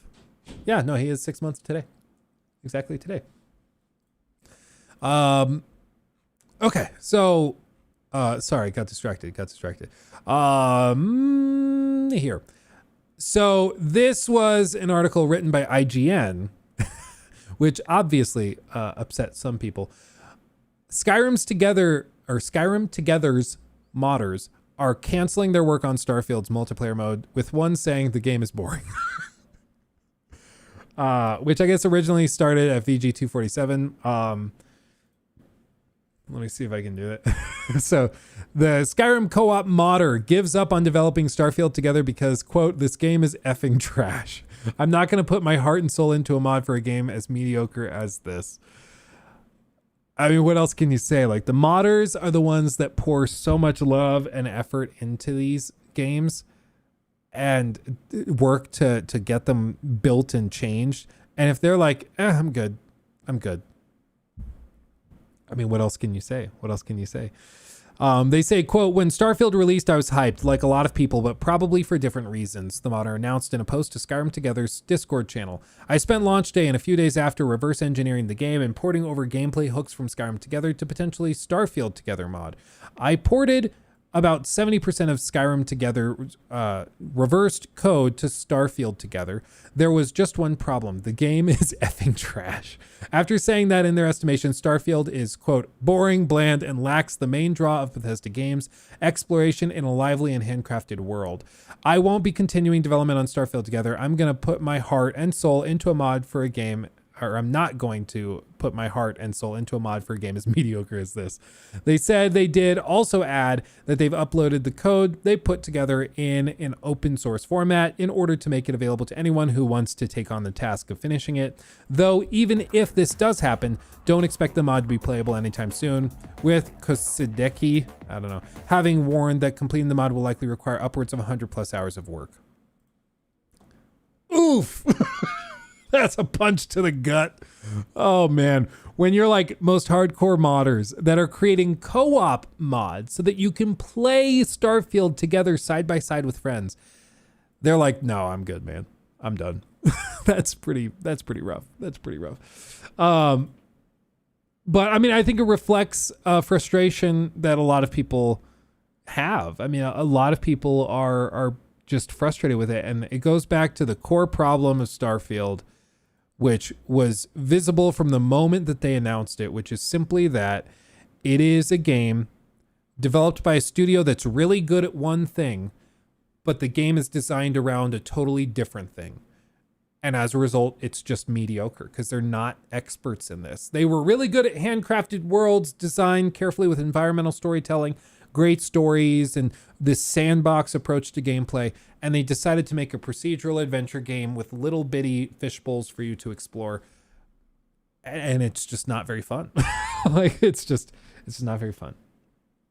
So that, all of this kind of compiles in an update that Bethesda also revealed that they are working on new ways of traveling next year, which is interesting. They say that they're working on big changes, including ongoing quest fixes, support for FSR3, XESS, and this one big one, new ways of traveling, which makes me think vehicles. If it's not vehicles, like if it's different engines and stuff for your ship, I'm going to be a little disappointed. But hopefully it's just like rovers and stuff like that. That's the hope, at least. A small new update rolled out for Starfield today that fixes a crash issue during saves, clears up a problem with guns not spawning properly, and gets rid of space Klingons, a glitch that saw rocks, forests, and other bits of space stuff follow players around wherever they went. It almost sounds like a shame having to bid farewell to the cute little asteroids who were following spacers around like lost puppies, but it was a game-breaking bug for some players, so best to see it gone. All good news, but the more interesting came in a message that they posted on Starfield subreddit talking about plans for 2024. Pull that up. You can see their official post says they addressed that pet asteroid thing. We've been hard at work working on many of the issues you've posted and expect an update early next year that will include large number of in-progress quest fixes as well as FSR3 XESS. They've fixed several quest issues from occurring. In-progress quest fixes are much harder to fix. We built a new system to correct those without you having to roll back your save. That's awesome. This was actually a problem that I ran into with Alan Wake 2. If you guys remember, I ran into a game-breaking bug that locked me out of progressing the story and finishing it. Even though I was only like 40 minutes away from the credits rolling, I hit this bug that like locked me from progress, and they did fix it within like a week of the game launching, but only for new saves. So if I want to actually, like, I watched videos of everything I didn't get to play, so I know all of that, but if I ever want to play it myself, I have to restart completely, because apparently it won't even fix itself if you go like back a save. You have to restart your save file, which sucks. So it's cool to see that they're fixing in progress quests that are bugged out without you having to start them over, which is awesome. We're also hard at work on a new feature, or many, I can't read. We're also hard at work on many of new features. Okay, it wasn't just me. Hard at work on many of new features. Jesus, Bethesda, like, what are we doing? They can't even type properly. I guess I can't say much because I can't read properly, but what are you going to do? Okay, try it again. We're also hard at work on many of new features you asked for, from city maps to mod support to all new ways of traveling. Stay tuned. These will be rolling out with regular cadence of fixes and updates we expect to have roughly every 6 weeks. If something can be done in a smaller hotfix in between, like the asteroids, we still feel it's safe, we'll get one of those out as well. Safe is the key here. We do not take a lot of time to test even the smallest change in the game this large and dynamic. We do take, okay, I swear, I need food. I'm like, I'm saying the opposite of what is. We do take a lot of time to test even the smallest change. Hope this information helps. If there are items you want more info on or issues to make us aware of, keep posting here or on our official Discord. Thanks again, blah, blah, blah. Yeah. And then top comment, since city maps, new ways of traveling are coming in the game, can we possibly also get animated overlays over certain loading screens due to the engine capabilities? We, of course, cannot land on or take off of a planet physically, but an animated overlay can still make you feel that you are doing so. And technically, it is a loading screen. But one that will still keep you immersed in the game. Yeah, this is one of those things, going back to Emil's frustrations, where he's like, people don't understand how game development works. I'm like, even if you found clever ways to cover up the load screens, they'd feel way better. And that was just a decision not to do that. Like, I do like that the load screens, they do intersperse like player photo mode captures. Like, that's kind of cool. I like that. That's cool. But I still would prefer, if you're traveling from planet surface into space, just do like a crazy warp effect, just like in God of War, where everything kind of flashes white as you walk through the doorway at those fast travel, whatever they're called, doors. Just flash white, and then you walk in, and it feels like it was a smooth thing, even though there was technically a quick little load screen as you warped there. That's all we would really want, like, just smooth it out. And that's the thing, is it just felt like there were all of these little things that could have made Starfield so much better that they just didn't bother with, because they're like, players will be fine, or modders will fix it, whatever, it'll be fine. It just feels like they didn't do proper player testing. Well, there was years ago, I think it was around the time of Fallout 4, Todd said that they don't do player testing. I don't think that's still true. Because they definitely did player testing for Fallout 76, but maybe they don't do it for single player games. Todd Howard, no player testing. I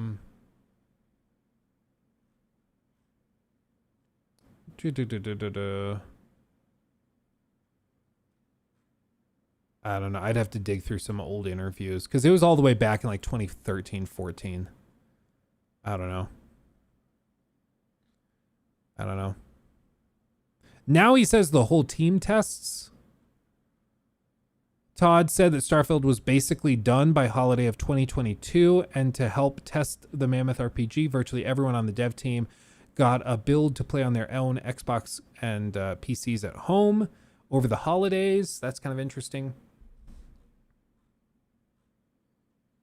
I mean, it's funny that it was done like 9 months ahead of schedule, basically, or 9 months, not necessarily ahead of schedule, because that was probably part of the schedule, but like 9 months ahead of launch, and they were working on developing it and refining it.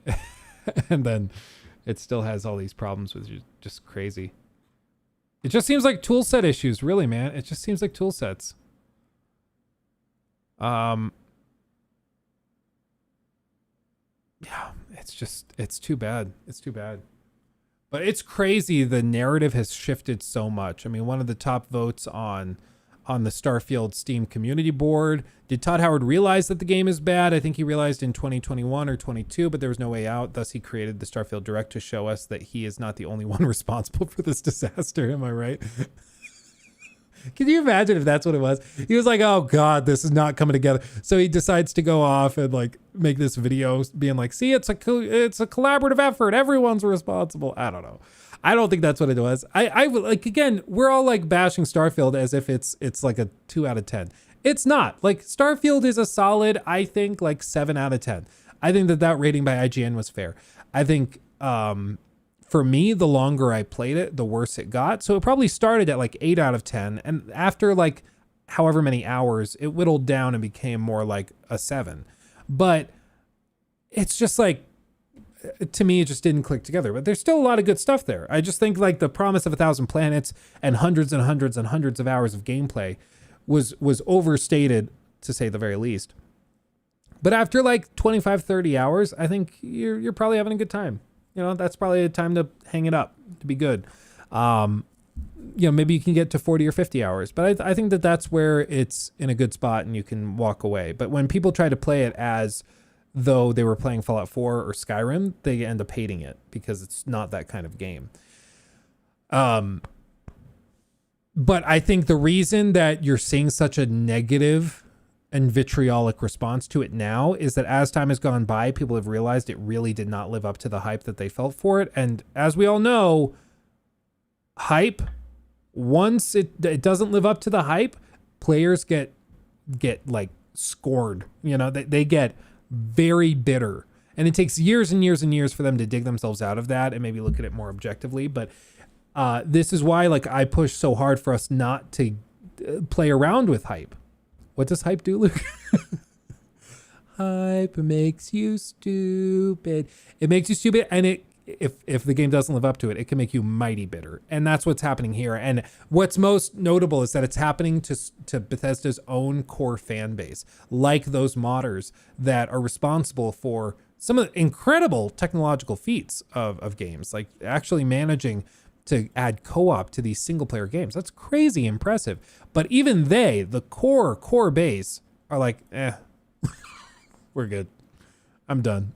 And that's something that you can't just dig yourself out of. I mean, at that point, you're in some serious trouble. But what are you gonna do? I mean, it's at this point, the game is probably gonna get improved. It's probably gonna shift. It's gonna change a little bit. But I just don't think it did what it needed to do. And that's unfortunate. It's really unfortunate.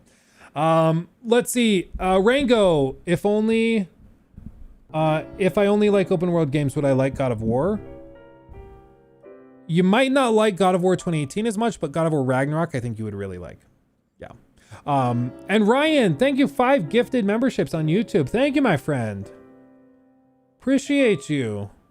That's tremendous. That's tremendous. That's remarkable. That's fantastic. So welcome, Fumble, No One Important, Jat, let's see. I'm not sure if I can say that name out loud, but it ends in 69. Thank you. And then Brahm, welcome also. If any name ever sounds like it might be slang for something, I'm going to play it safe and not say it. Okay? Because I don't want to get in trouble for that. I'm not up to date on slang terms, so I'm not gonna take any risks if I don't recognize it. You know how some words you just see it and you're like, maybe. That's where that landed for me. Okay. The last thing I want to show you is just something wholesome that is just cool to me. I've said for a long time that I think that Jim Ryan, as the head of PlayStation, really did not come off to me as like a genuine gamer. To me, he came off as a businessman. First and foremost, wasn't interested in like the art of gaming. He was just looking at it from a business perspective. And I feel like that reflected a lot on PlayStation's approach over the last couple of years, doubling down on live service games, having all of their single player studios work on multiplayer stuff. And it's just unfortunate. And more than anything, I was like, I don't feel like I've ever heard Jim Ryan talk about video games he's played. I don't think he's a gamer. Like, I don't think he plays video games at all. Phil Spencer, on the other hand, is a total dork. Okay? Phil Spencer tweeted out his build for season 2 of Diablo 4. This is the CEO of Xbox, like one of the busiest men in America, I'm sure, okay? Very, very busy man. And dude has time to level up a character to 100 in season 2 of Diablo 4. Nowhere near the most powerful Diablo 4 character out there, but it was really nice to level. My first 100 character in season 2. My Poison Shred Druid is a blast to play. Diablo, and thanks to Maxwell GG for great build advice. Like, they sent out this picture of his build. It's like kitted out to the max. Like, it's crazy. It's crazy.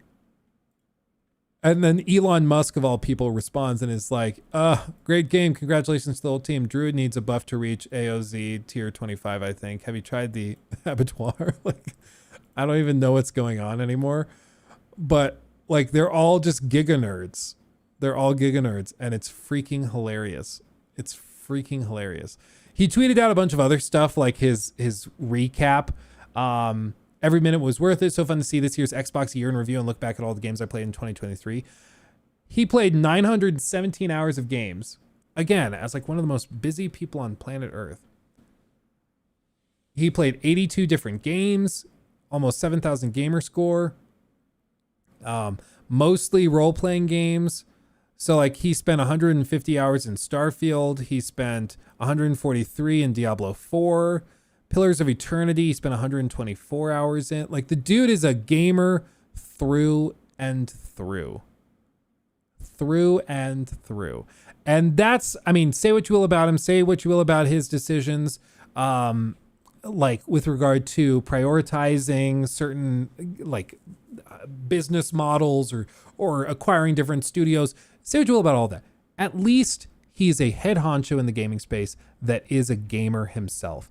And that in and of itself is just so refreshing. It's so refreshing because it's really unfortunate that so often these art forms get infected by corporate bigwigs in suits that think they know what they're talking about. It's like when Bob Iger recently was asked, they're like, why do you think all of these Marvel movies, like whatever the recent one was it the Marvels or something? I think it was like the Marvels or something. I already forgot. Everybody did. Whatever that recent movie was that was just a total flop. They asked Bob Iger, the head of Disney, why do you think that happened? And he's like, well, it was during COVID and not many executives could be on set. So I think we just need more executives on set. And that would have helped. Like, what? Like, that is the opposite of what needed to happen. That is the polar opposite of what needed to happen. Like, what are you talking about? What are you even saying? Yeah, there wasn't as much supervision on set, so to speak, where we have executives that are really looking over what's being done day after day after day.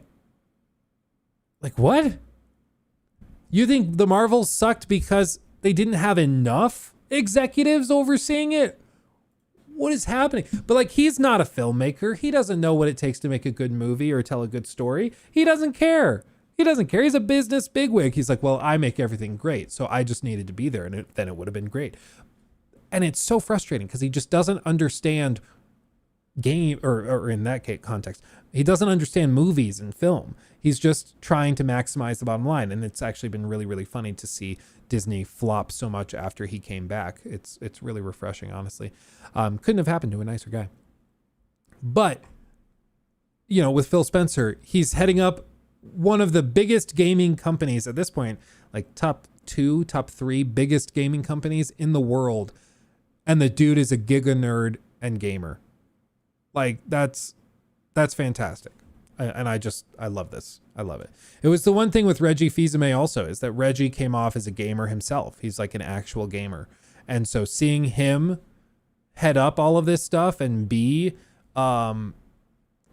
you know, so involved was really refreshing, because it's like, okay, he's an actual gamer. And that's just so refreshing. Alphatron, thank you for the 2. He needs to play less games and make better games. Well, I think, for one, that's hilarious. 2, I think he is like, all of this stuff is lining up. Okay, so like a lot of Xbox stuff is reaching the point where we've had a couple of dry spell years where there hasn't been a ton of stuff. There's been like, oh, we got a Starfield, or we got this or that. But with this, like, I think we're headed into the next couple of years where the Xbox is going to start to just casually drop these massive games pretty regularly. And it's going to start to really turn up the heat on, in terms of competition for some of these other developers and for Sony. And I think that that's great. It's about time we have some serious competition. And I'm here for it. And all coming to Game Pass day one is fantastic. It's fantastic. Love to see it. Now, real quick, I just saw this pop across my timeline, and this is kind of funny. Valve has permanently banned Dota 2 streamer Mason for high levels of toxicity by getting him to open a Christmas gift, which was actually just a lump of coal that also included his ban. Look at this. What did you get from the gift chest? Owned. Open gift. What did I get? You have claimed a seasonal reward. Highly toxic lump of coal. Your Dota account has been permanently banned for smurfing or other violations of the Steam terms of service. What? What? Clicks OK. I got banned? And he's banned. Till 118? What? Oh, wow. That's amazing. What if I just never opened it? Are they serious? So what makes this all the better is this is a Christmas event in Dota 2. It's called Frostivus, and everyone has a chance to open this bag, and some people have a chance to get cosmetics. Others, though, Valve has now established a variety of reasons to give them bans, and yes, the users who are getting bans are finding out by opening something they thought was going to be a gift. In this case, Mason is also a former pro, and his gift was a permanent ban from Dota 2 for a high level of toxicity. I've never seen this before, but this might be what people have already called the most base thing ever. What did you... It is freaking hilarious. I mean, come on. Like, it's just funny. And I mean, again, it couldn't have happened to a nicer guy. I think it's about time that, like, we start trying to clean up in some of these online games a lot of the toxicity. We've done a really good job with it recently, but it's, I think, something that needs to be doubled down on. And you could call me a dad or a boomer for it, but I think, like, video games are not made better by people just being toxic piles of crap. Like, I don't want to play an ocean of, like, I don't want to play an ocean of DSPs when I hop on to play video games. I just don't. Like, I'll have more fun if I do anything else. Okay? I don't want to play more DSPs. I want less. So, like, to have in your terms of service that people can be, like, banned for being toxic piles of garbage, I think that that's honestly a good thing, and I would prefer that. Like, I would frankly prefer it.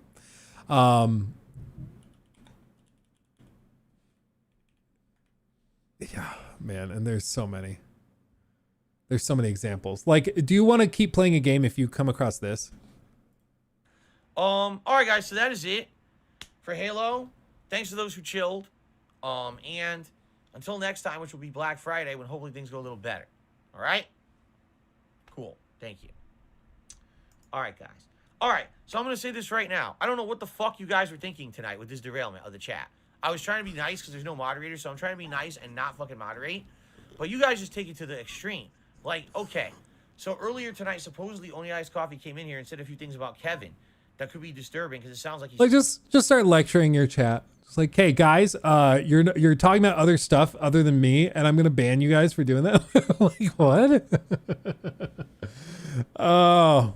Damien, thank you also for the 20. Appreciate you. Thanks so much for your work, Luke. Wishing wonderful things for you and your family in the coming year. Thank you, my friend. I will say this year has been crazy. This year has been absolutely crazy. In a very, very good way. I mean, it's been a crazy, crazy year of growth, and I'm very, very, very thankful to be here. So thank you all. It's been wonderful. Oh, wow, the camera's on. The camera's on the whole time. Yeah, exactly. Damien Wow. Balde donated $19.99 Carries on the whole through time. Super Chat. Thanks so much for your work, Luke. Wishing wonderful things for you and your family in the coming year. Dab dab. Cheers. Cheers. Cheers to that. You should do a DSP stream one day. I don't know if I have the patience. I don't know. The one thing was let's see, side scrollers. Like the side scrollers interview was just madness. It was just madness. Let's go into WWE channel. Like he comes in and sits on this interview for like 5 hours. It was like a 5-hour stream. And they just like tear into him the whole time. And the whole time he's like, yeah, no, I agree. This doesn't make any sense at all. And if I were you, I would not believe me. And they're like, yeah, because what you're saying makes no sense. Like DSP literally believes. So quick crash course.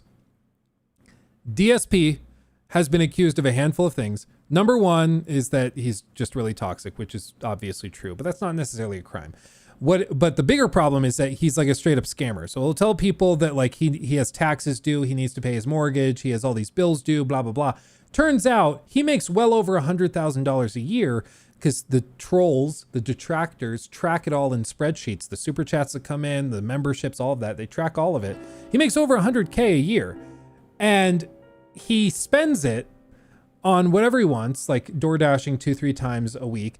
But then also he is addicted to a mobile game called WWE Champions, and they've tracked his account. It's tied to his personal cell phone number.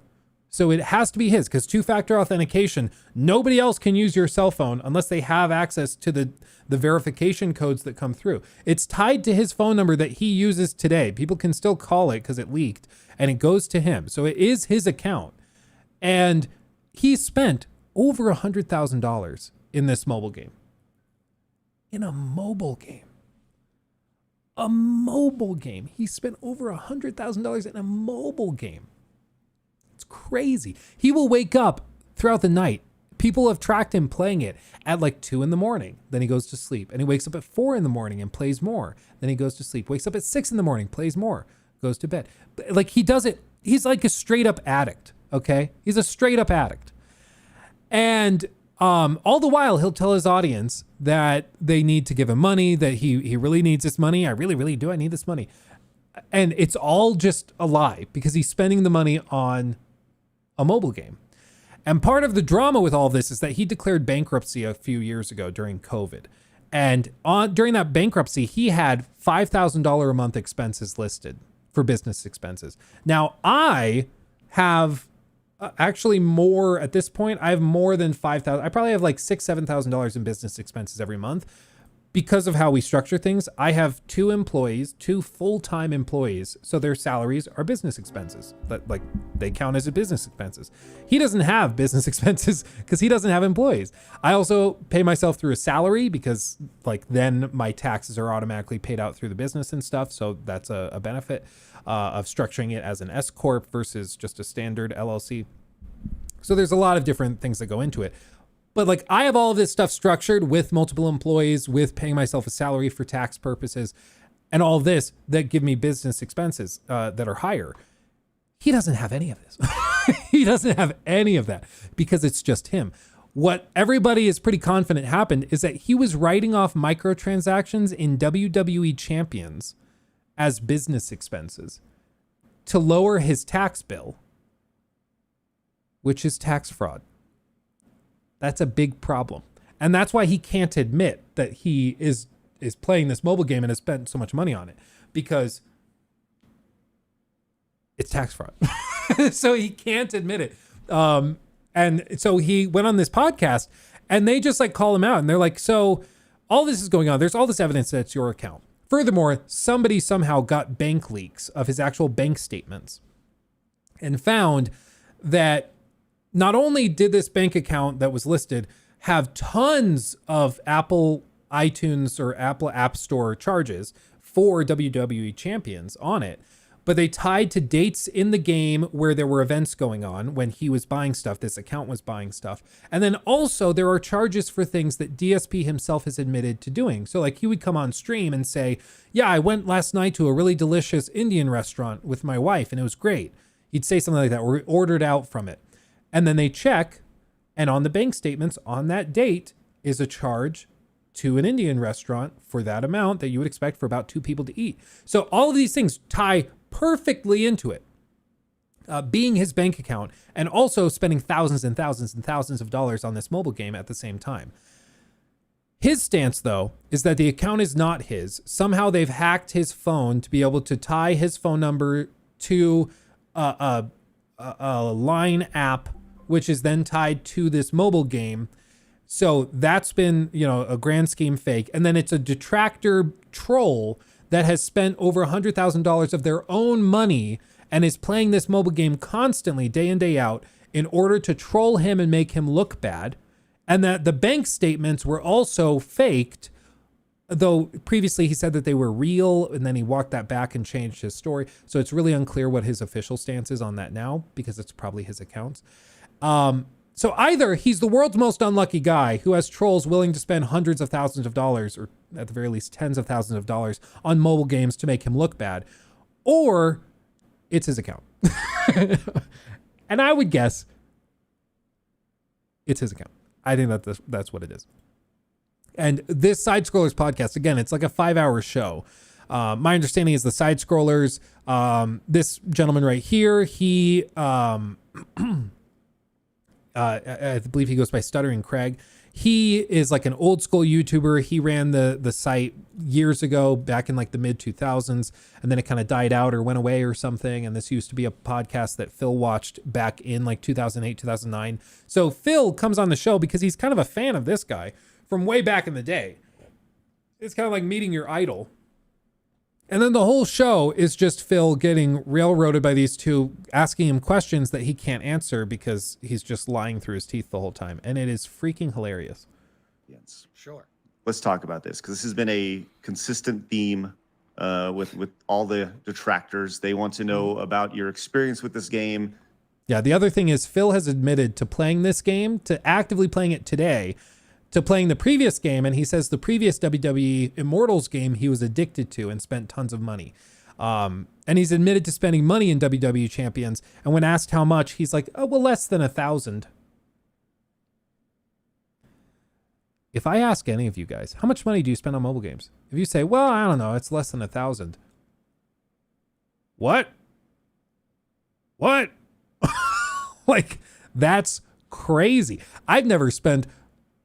Like, yeah, I would hope you'd say, oh, less than $5. I don't know. I think I bought a skin once. Like that. Okay. Yeah, that's fair. But for you to go and be like, okay, rounding up, the closest number is probably 1,000, but I haven't gone over 1,000. So like, he's already admitted to having very questionable judgment buying mobile game stuff. Just a real simple yes or no. Mm-hmm. Do you currently still play WWE Champions? Yes. Okay. Yes, you do. Mm-hmm. Why are you so hesitant to talk about that, or to talk about WWE Champions? And we'll start there. Oh, why am I hesitant to talk about WWE Champions? Well, the thing is, I wasn't at first. I did talk about it publicly years ago when the game first came out, very innocently. Talked about playing it casually. So he goes through all of this stuff. He describes how he plays it, how he's actively played it. And then eventually Stuttering Craig gives him the option. He says, okay, right now, you say you still play the game, but you say that this account that's been allegedly tied to you, that's spent over $100,000 in the game, you say that's not your account and that you have a different account. So Craig says, send me a screenshot right now on your phone of your account name in the app. You email it to me. I won't share it publicly. There's no downside, only upside, because you'll send it to me. I'll see it's not your account. It's a different username. And I'll be like, okay, guys, it's not his account. It's not his account. We can let that go. He's like, right now, you can put this to bed and it won't be a question. And DSP refused. He refused. And what he said was that he was worried about exposure. Let me see if I can. Exposure. I don't think that. No, expose. Something like that. Without further exposing my really. It's hard to believe, dude. The reason that this story has not died out like every other one is because this is the one that I really don't have a way to prove my innocence without. I feel like this whole thing is like that Michael Scott clip where he's like, you can tell if someone's lying if they have bad eye contact and they like touch their face and lick their lips and stuff. And the moment, like whenever he's telling the truth, he'll just say, yes, yeah, I played the game. Yeah. He'll just be very direct and he'll look at the camera. When he starts lying, his eyes start darting everywhere. Like, look at this. His hands start flailing. Look at this. I really don't have a way to prove my innocence without Like, where is he looking? What? further exposing myself. You understand? Do you have a police report for the identity? Police report? You don't. Oh, you no. can redact. Like, it's just insane. So, like, the DSP thing is just crazy. Because like my stance, I think it's his account. He has all of this evidence pointing to it being him, and then his response is nuh-uh. And that's not very compelling. I'm sorry. It's just not very compelling. So I think it's his account. I think he spent all that money, and it explains why he's always so strapped for cash, why he's always e-begging and stuff. I think it's all legitimate. I think that's all him. Baldusha, thank you also for subbing with Prime, and The Wing. Oh wait, thank you for subbing with Prime as well. Thank you, my friend.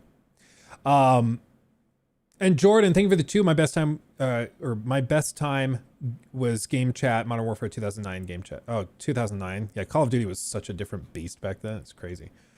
Yeah, it's just crazy.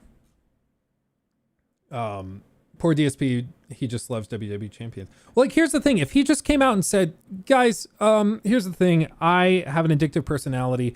I got addicted to this mobile game, and I've spent way too much money on it, and I need to address it, and I need to be honest with you guys, and let's move forward and figure it out.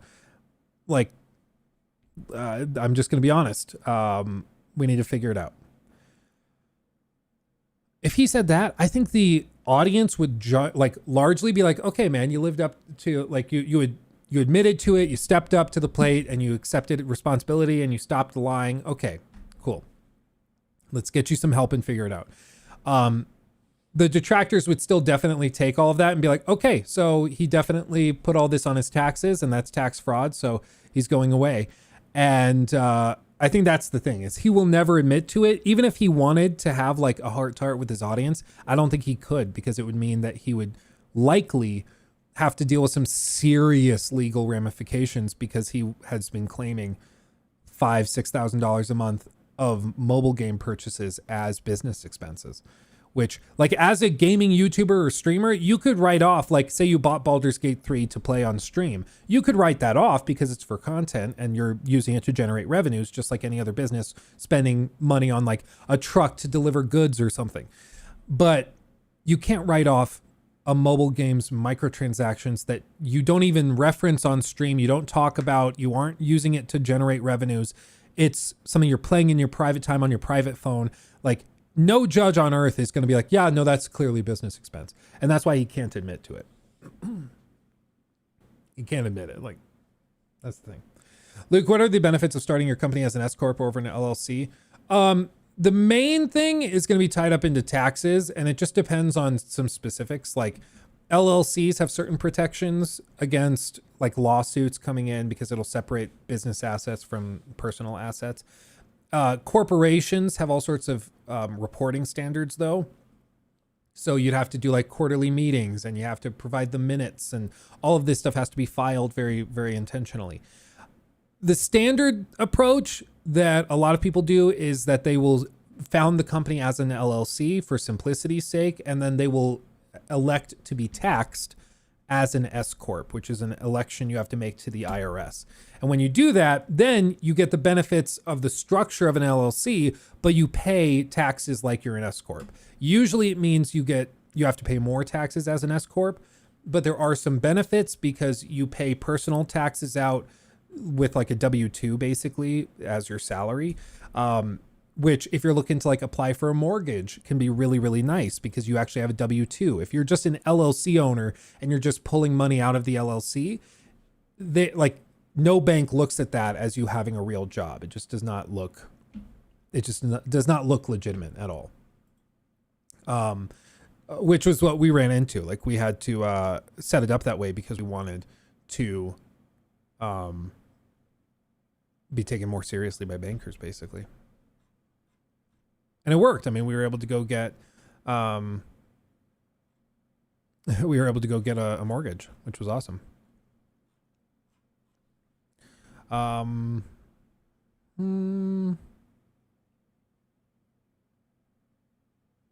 Interesting.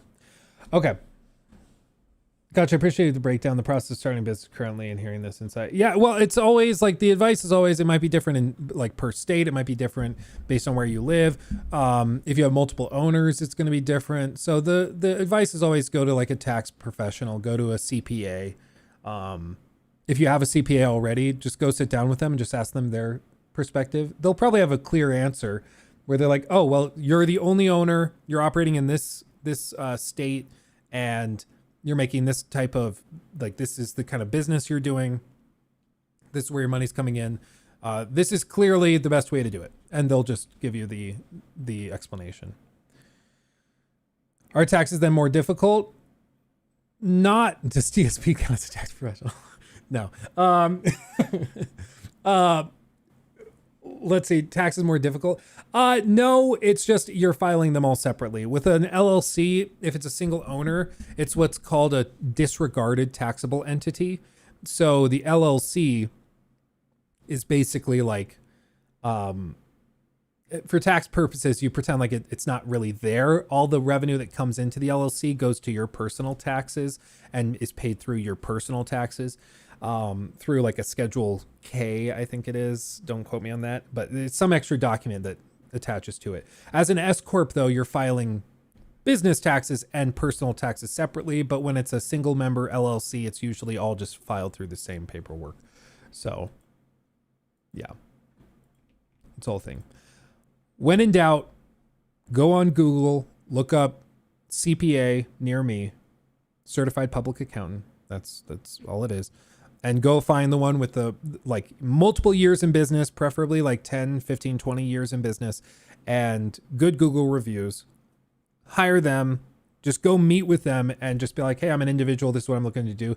Sit with them and they'll give you answers very, very quickly. Because this is what they do day in, day out, every single day. This is what they specialize in. So they'll have firmer answers than anything I would have. And they really know their stuff, you know? So we definitely recommend that. Listening to Luke makes me want to open Excel spreadsheet, not gonna lie. I have that effect on people. I started using a CPA for my taxes a few years ago instead of TurboTax and will never go back. Yeah, it's just TurboTax can be handy, but it's I don't know, having a CPA that really knows their stuff and can actually like look at your situation individually is really handy. And I think it's just, it just works better. It just works better. Like they're able to just go through your situation. I can tell them like, hey, this is the square footage of my house. This is the square footage I use for the business. And these are the expenses I have for all of this. And then I paid out these costs and took this money in. Can you figure out what I owe? And they will sit down and they have a team of people that do it. My CPA they have a team of just accountants that do bookkeeping stuff, and then a team of tax professionals, and all they do is study the tax code and tax law to figure out how to properly categorize stuff and save you the most money. And so that's all they do. So they basically do your accounting stuff and then pass it off to the tax guys, and they do that. And then you can meet with the tax professionals and they offer their advice. So like I have a meeting coming up with them in January where I'm going to sit down with them and create a plan for the next year where they're like, okay, so this year, if we take in this many dollars a month, we are like shooting to spend this much money on employees, this much money on healthcare costs, this much money on this much money on that. We're going to set the rest of this aside, and then maybe we loan it out to some other, like we issue bonds or something, and then you can take money out that way. Like whatever we want to do. Whatever we want to do. So that's a very, very nice option.